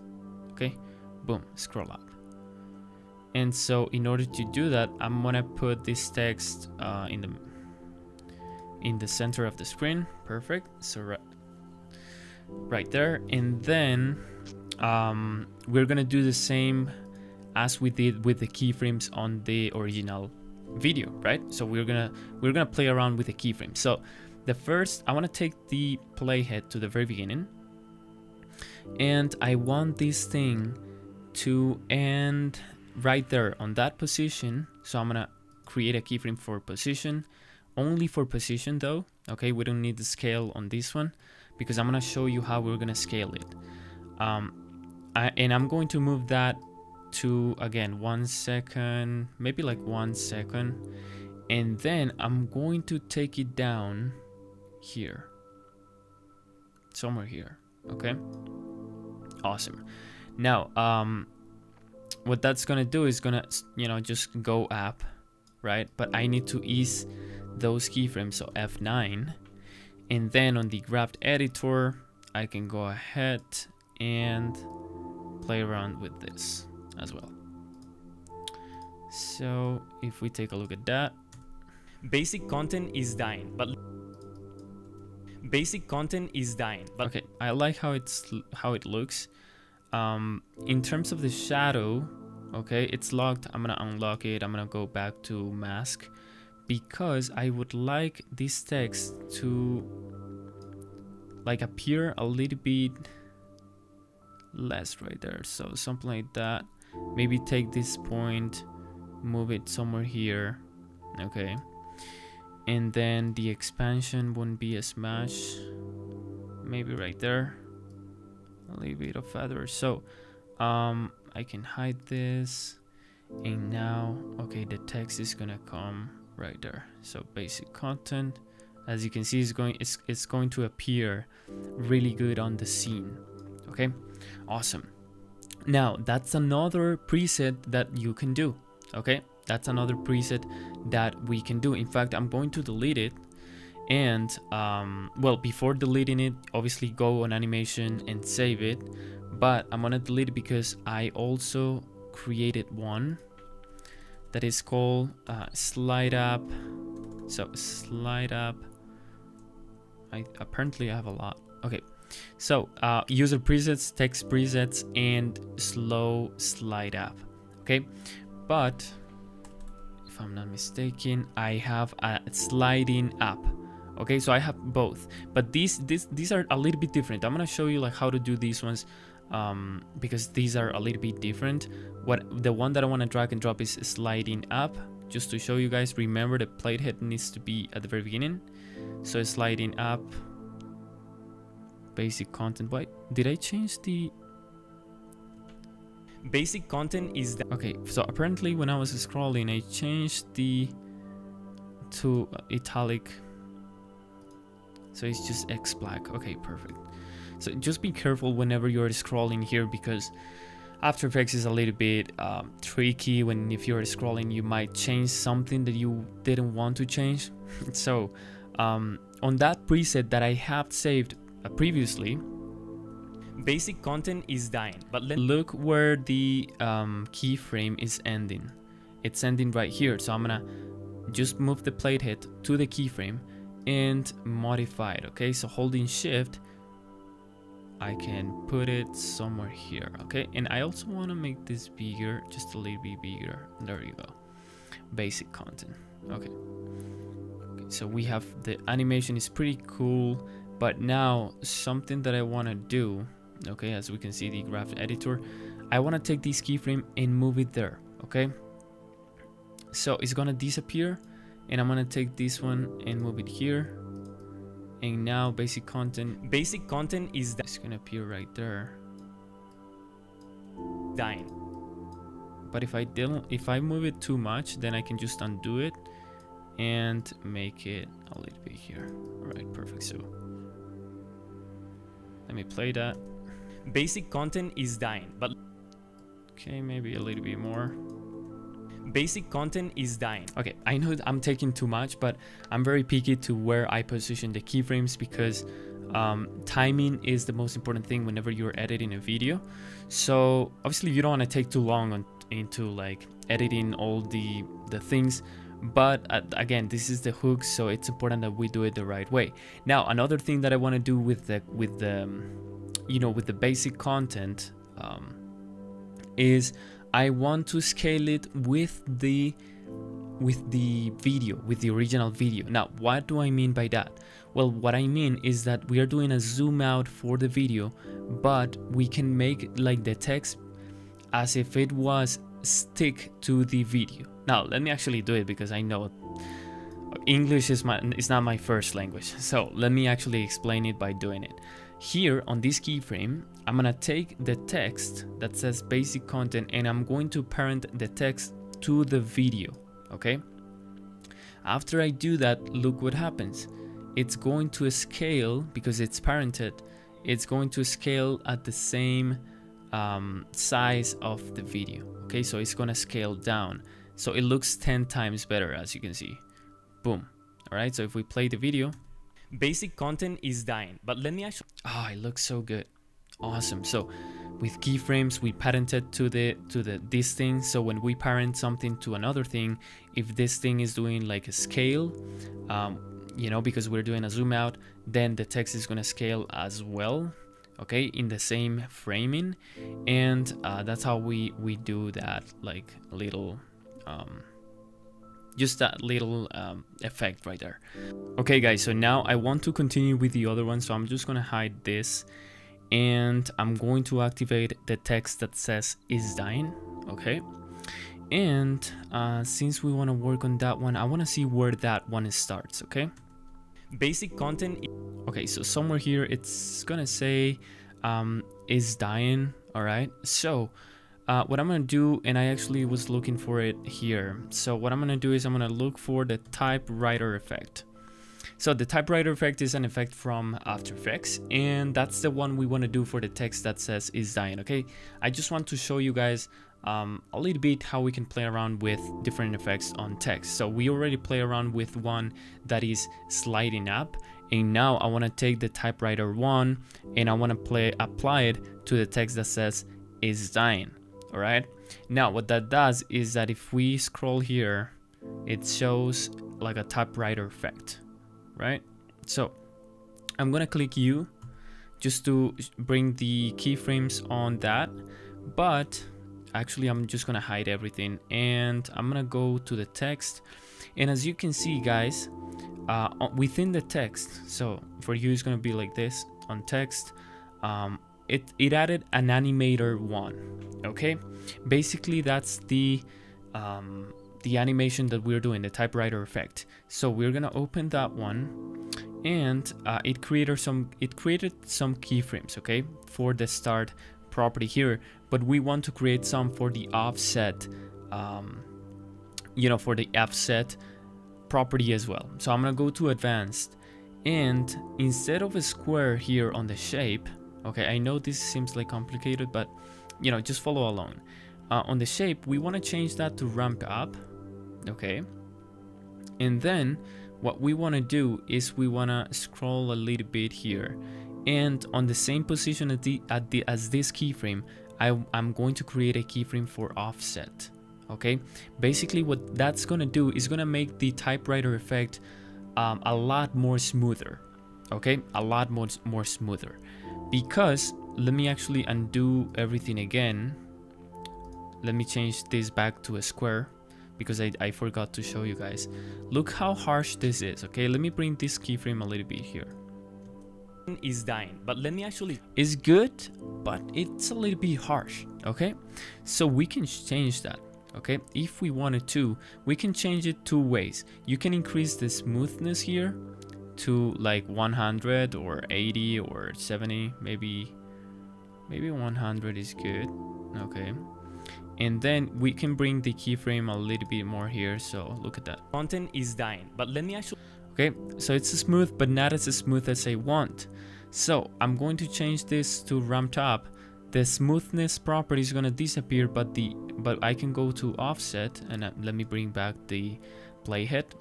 I'm going to create a keyframe where it says offset, and I'm going to drag it where it says -100, and then I'm going to grab the playhead, do it just a little bit here, and then grab that one and make it 100. And now content is dying, but let me actually... Okay, it's a lot more like a lot smoother. Okay, at least on my eyes. I don't know on your guys, but just let me center the anchor point really quick to that text. Go back here and let me play it again.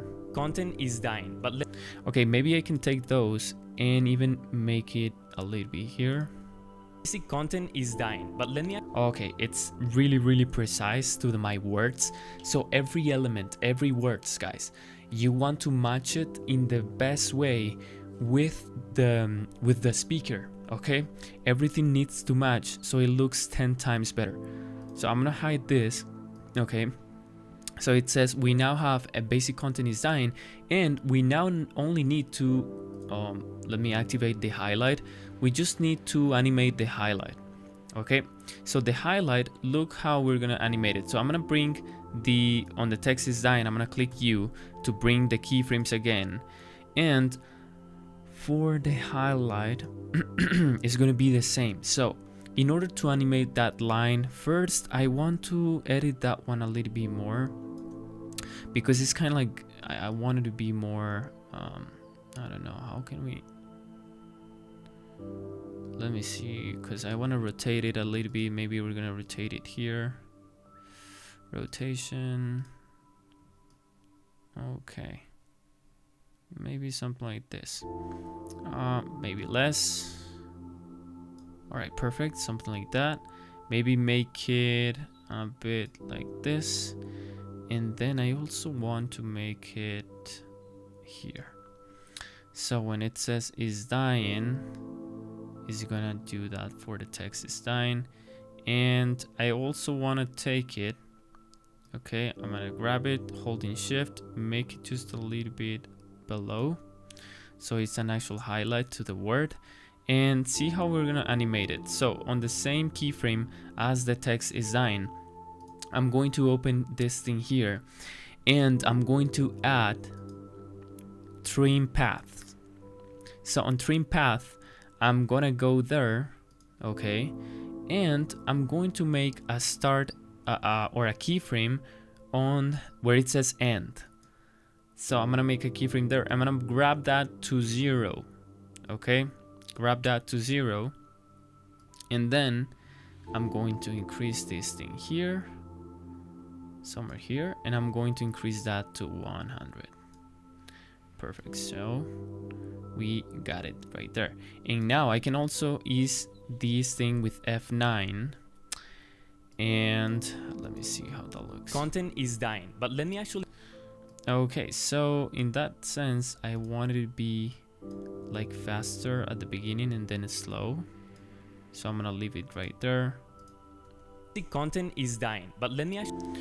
Oof, maybe not that fast.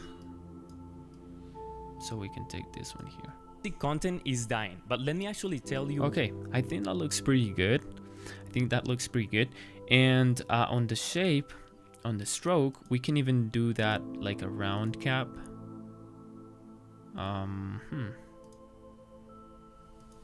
What is this? Okay, let's just leave it at this one. Okay, so butt cap. All right, perfect. So I can just hide that one. I can hide the highlight, and guys, the hook is pretty much ready. All right, I know I took like longer than usual. I know, but it is what it is. Okay, so basic content is dying, but let me actually tell you why that is good news. Oh, we're missing one thing. Okay, we're missing the effects for the text and the highlight and everything here. Okay, so bear with me now. Basic content and is dying and the highlight is a little bit separated. I want it to be more like, you know, just more a little bit here holding shift. Okay, perfect. So basic content is dying, but let me actually tell you why that is. and I want these things like the text is dying to also be parented, like the highlight. I'm gonna click the highlight. I'm gonna parent the highlight to the text is dying, and then I'm gonna parent is dying to the original video. So we also have that little effect right there, as you can see on the zoom out. Okay, so everything is parented. Basic content is dying, but let me actually tell you. Okay, awesome. And now take a look what we're gonna do with the effects for the basic content. Okay, for the basic content, the first effect that I want to show you guys, if I scroll up here or scroll down, go to effects, and then I'm going to look for the one that says drop shadow. Okay, so drop shadow is this one right here, and what I can do, I'm gonna just put it into the basic content. I'm going to scroll here so we can see it. Look what we're gonna do, okay, with that one. So on basic content, we can have a shadow. So if I increase the softness of the shadow and the opacity of the shadow, it's gonna, maybe you cannot see it like a lot, but we can see that we are creating like a little shadow for the text. Right now, what I want to do is I want to create like a glow for the text. So I'm gonna make that white. You can leave it on black if you wanted to, but I just want to show you how to do the glow effect on text. So you can keep it like here, or you can just increase the softness. Now if it is too much, you can decrease the opacity so it looks good. Okay, awesome. I think that looks pretty good. Okay, around 40. Okay, and then this, and there you go. If we deactivate it, I think it looks pretty good. So maybe less than that, and maybe less here. Okay, so maybe a little bit less, somewhere around 40. Awesome. And now look what I can do. I can just select that one, go to animation, and save the animation preset. And now I can also save this preset as basic glow shadow. Okay, basic glow shadow on the tutorial folder, save.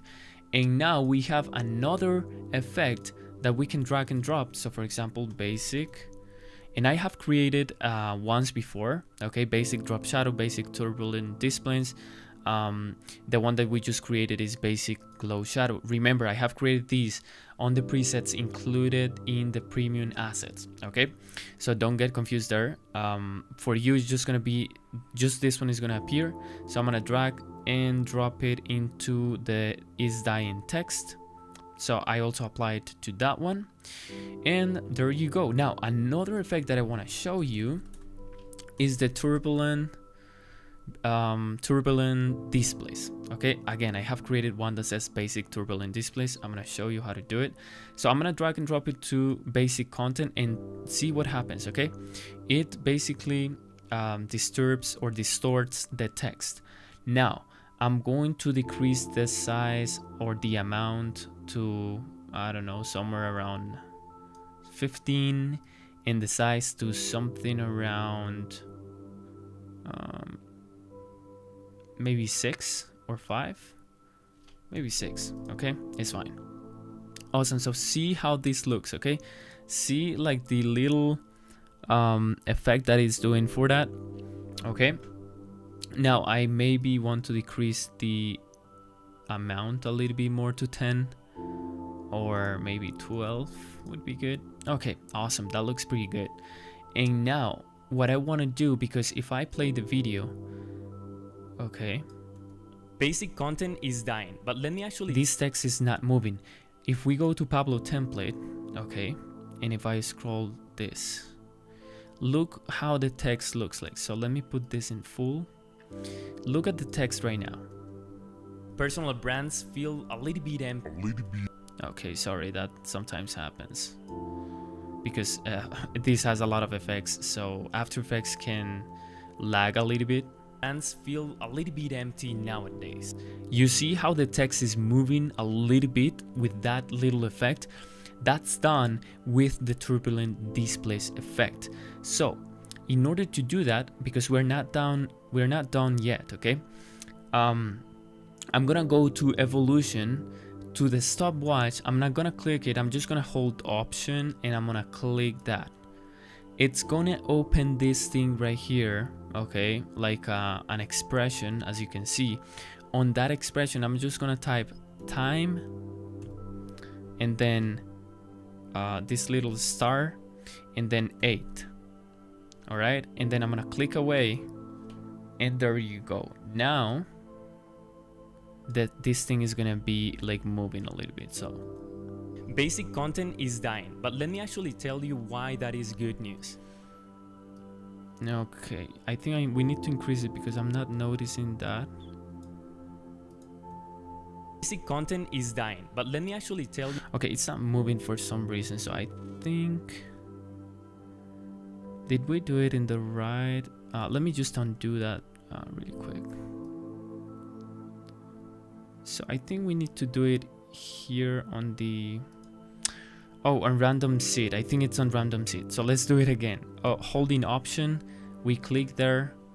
Oh, here it is. So time, and then the little star, and then the number 8. Okay. Basic content is dying, but let me actually. There you go. Okay, it's not on evolution, it's on random seed. Okay, now it's moving, or just giving that little effect, as you can see here. So let's do it again. Basic content is dying, but let me actually tell you why that is. Now that's I increased the amount here, so I'm gonna just put it on 10. Okay, and put this on 8.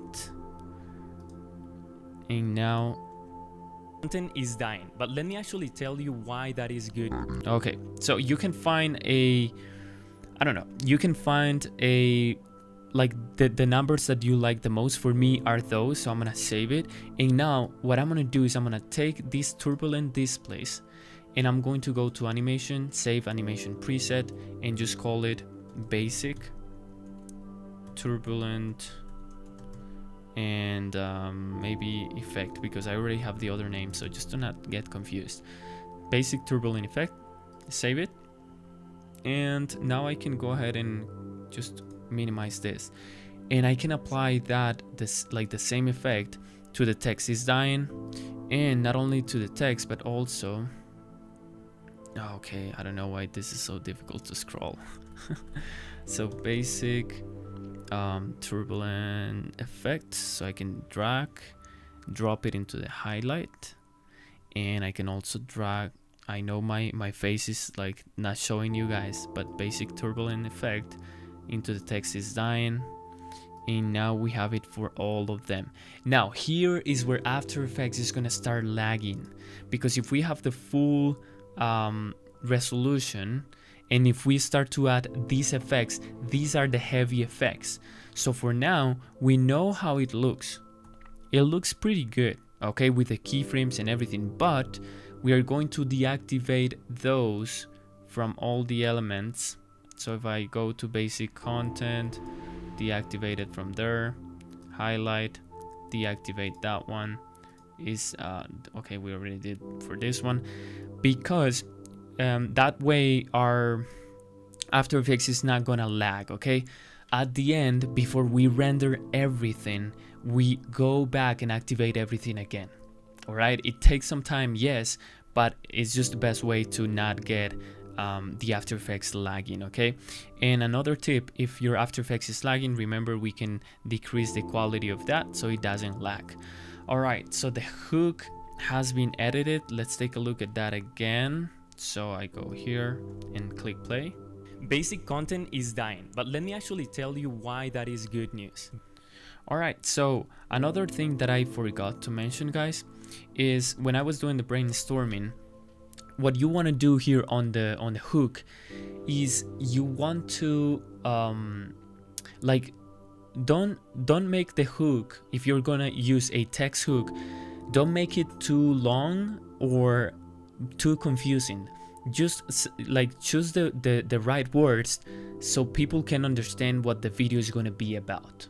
Okay, so when I'm brainstorming, I'm thinking about everything. That's why I thought about this hook, basic content is dying, because it's simple to read, it's short, and it tells me like a problem that's going on with content nowadays. This is like a problem that my audience can be identified with, so it's gonna catch the attention, and hopefully it's gonna make people like watch the video, because I'm interested in making people actually watch the video, because I know that the message that I have is important for them. So if I care about my audience enough, I will take some time to brainstorm a good hook that I know is gonna be easy to understand for people.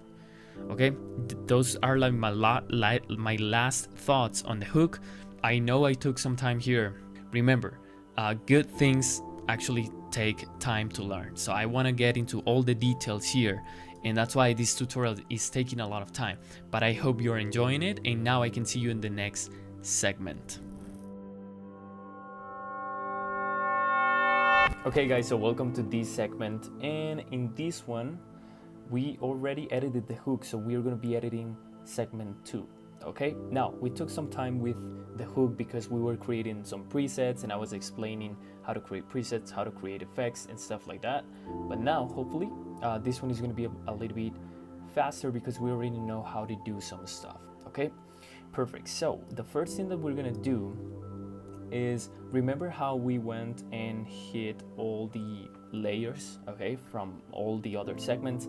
Well, now we're gonna activate them again, but something that I forgot to do was to actually trim this shadow to where it is. Okay, so I'm gonna trim it right there. Okay, and now I'm going to activate all the layers, and you see how shadow is above all the other layers, so we need to take it down. And this happens whenever we create a new element after we hit all the other elements. Okay, so yeah, that is going to happen for some reasons, so just, you know, completely we just need to drag and drop it to the bottom. And I'm gonna take basic content and the shadow, and since we already edited those, let me fit this, I'm going to hide those ones. Okay, and now I'm gonna go to from red, okay, which is the starting layer of the second segment, Justin Welch, all the way to curved line, if I'm not mistaken. Yeah, all the way to curved line, and I'm going to activate those and then select this again, so it only leaves those layers right here. Okay, again, remember, this is not necessary to do. It's just that I find it helpful so I can focus only on the segment that I'm editing.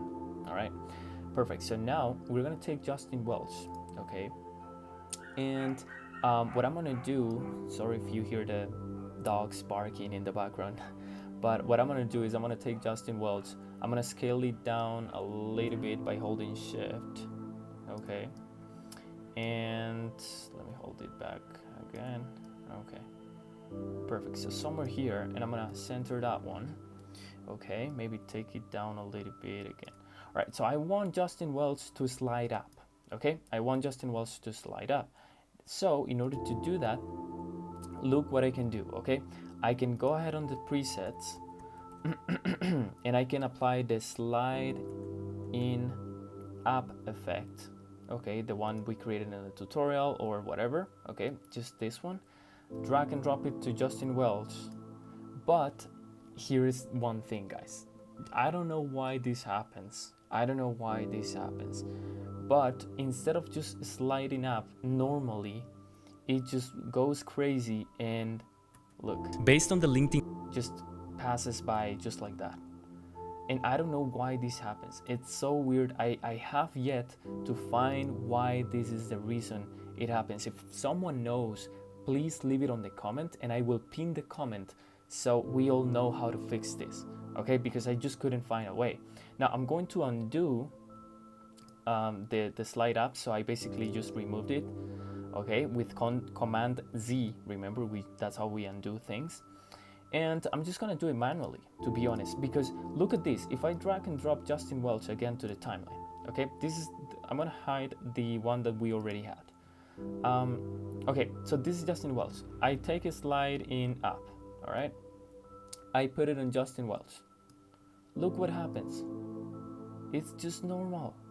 It is the slide up effect that the preset that we previously created. I don't know why, if I applied to this guy here, to this Justin Welch, I really don't know why it is going crazy and doing that thing. Like, we're just gonna leave it like that. Okay, to be honest, I'm just gonna delete this Justin Welch. I'm gonna add another one. Yeah, that's what I'm gonna do. Let me actually see where that one started. So that one starts here. Okay, so I'm gonna add a new one. Okay, I'm gonna trim it right there. Boom, trim it. And I'm going to delete the old one, and I'm going to apply the slide effect to the new one. And there you go. Okay, just that easy. Okay, just that easy. There you go. And now I'm gonna click U. Okay, and then I'm gonna take, like, the starting point is gonna be you know, it's good because remember guys, we are gonna have an overlay here between this segment and this segment. We're gonna have an overlay, so that's why I'm not doing any out animations. Okay, I'm only doing in animations. What are in animations? In animations are these ones: the slide up, the typewriter, the highlight.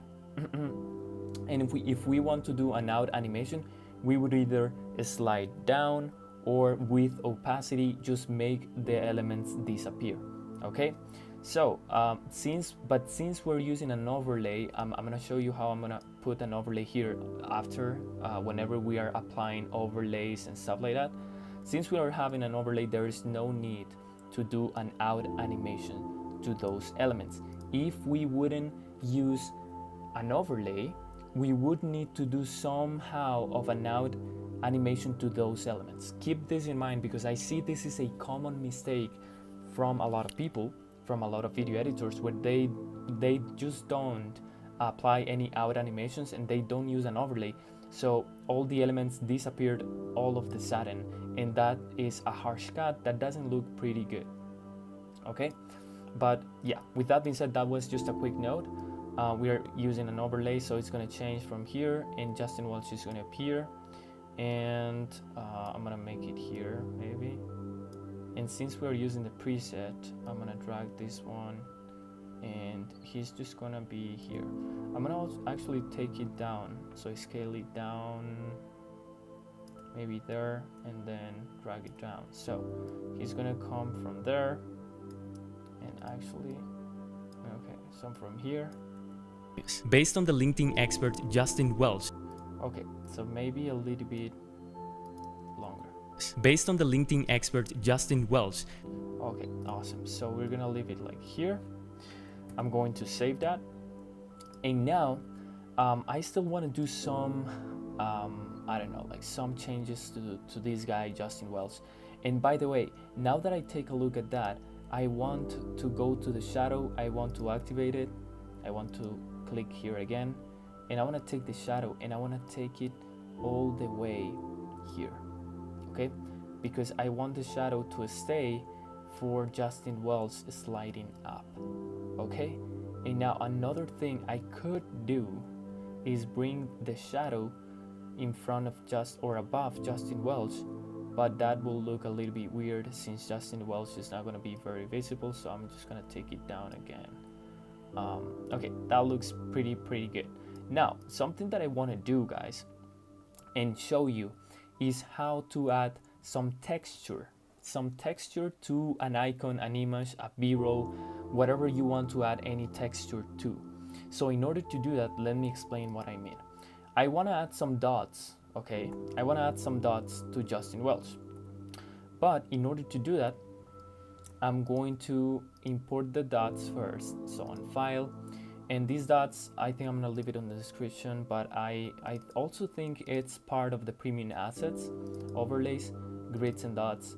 Okay, dot grid black, this is the name. So I'm gonna open that one, and I'm gonna drag and drop it above Justin Welch, And now look at that image. So if we scroll down, it's a really big image, okay? Because these are some textures. So by holding shift, I'm gonna make it smaller, okay? I'm gonna make it smaller, somewhere here. I'm gonna fit the screen again and take a look at how that looks. Looks pretty good, right? So now I just wanted to apply it to Justin Welch, not the entire video. So in order to do that, I'm going to go here, okay? And we will need to toggle the switches and the modes, all right? Where it says track mate. And on track mate, I want to track that to Justin Welch only. But look what's going to happen. The dots were applied to Justin Welch, but Justin Welch became transparent. Since that happens, because that is just what happens whenever you apply a texture to an image or whatever, the image becomes transparent and then the texture takes the shape of the image, okay? So, in order to fix that, what we need to do, let me undo everything with Command Z, okay? And now I'm going to duplicate Justin Welch. I've duplicated, I take the dots and the dot grid black, and I track make it to the second Justin Welch, the duplicated one, and now we have Justin Welch with the dots, and it's not transparent. Okay, perfect. So now I'm going to let me see, because here, okay, you want to go to the keyframe here, and then you want to take the second Justin Welch and you want to parent that one to the original Justin Welch, okay? And you want to parent the dots and grids to the duplicated Justin Welch. So now when he comes up, everything's going to come up. Based on the LinkedIn expert Justin Welch. Oh, okay, let me undo that because we don't want to parent the dots, okay? Just never mind, don't parent the dots, because then that weird thing is gonna happen. Is good news. Based on the LinkedIn expert Justin Welch. Okay, it's happening again, so I don't know for what reason that's happening. It's like we are doing this slide app, but for some reason on the second Justin Welch, it's not working that way. Let me see the dots. So it's here, and then everything should come here as we know it. So let me see how we can fix this, guys, because we don't want, we want everything. So let me just undo everything, okay? Undo. So Justin Welch, we remove. Okay, so we have the normal Justin Welch, right? Okay, perfect. So now we want to apply the dots and grids to Justin Welch. So I'm gonna just drag and drop it right there. I make it smaller. Okay, make it smaller. Smaller. There you go. I then fit this. Okay. And perfect, everything normal so far. Okay, I want to duplicate this, and then it's been duplicated with the same keyframe, so both of them are sliding up at the same time.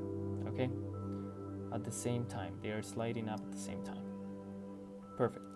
Now the dot and grids, we want to track mate that to the second Justin Welch, but once we do that, okay, now it's working. So see, guys, based on the LinkedIn expert Justin Welch, this stuff can get complicated sometimes, but it's totally fine. So let me click the letter P again, and let me see if I parent that one to the Justin Welch. Okay, then everything is gonna move together. I don't know why it didn't work. Based on the LinkedIn expert Justin Welch. Okay, perfect. It's working perfectly right now. All right, awesome. So we're gonna go now into the background. All right, that took us some time, but guys, sometimes it is what it is, right? Sometimes I even get confused. So you gotta be patient with After Effects, okay? You gotta be patient. So option, and then I'm gonna trim the dots and grids because they are gonna start from here and then they are gonna end here, okay? And the same for Justin Welch 1 and 2. So option, and then we trim that, okay? Awesome. Now we're gonna work here, and what we want to do is the frame is gonna start here, and then it's gonna move here, and then to ChatGPT, and then it's gonna say it doesn't work. So look how cool we're gonna do that. We're gonna take the background, and we're gonna work on the background now. So because we're just not gonna leave it red as it is, okay? It's not gonna just be red and that's it.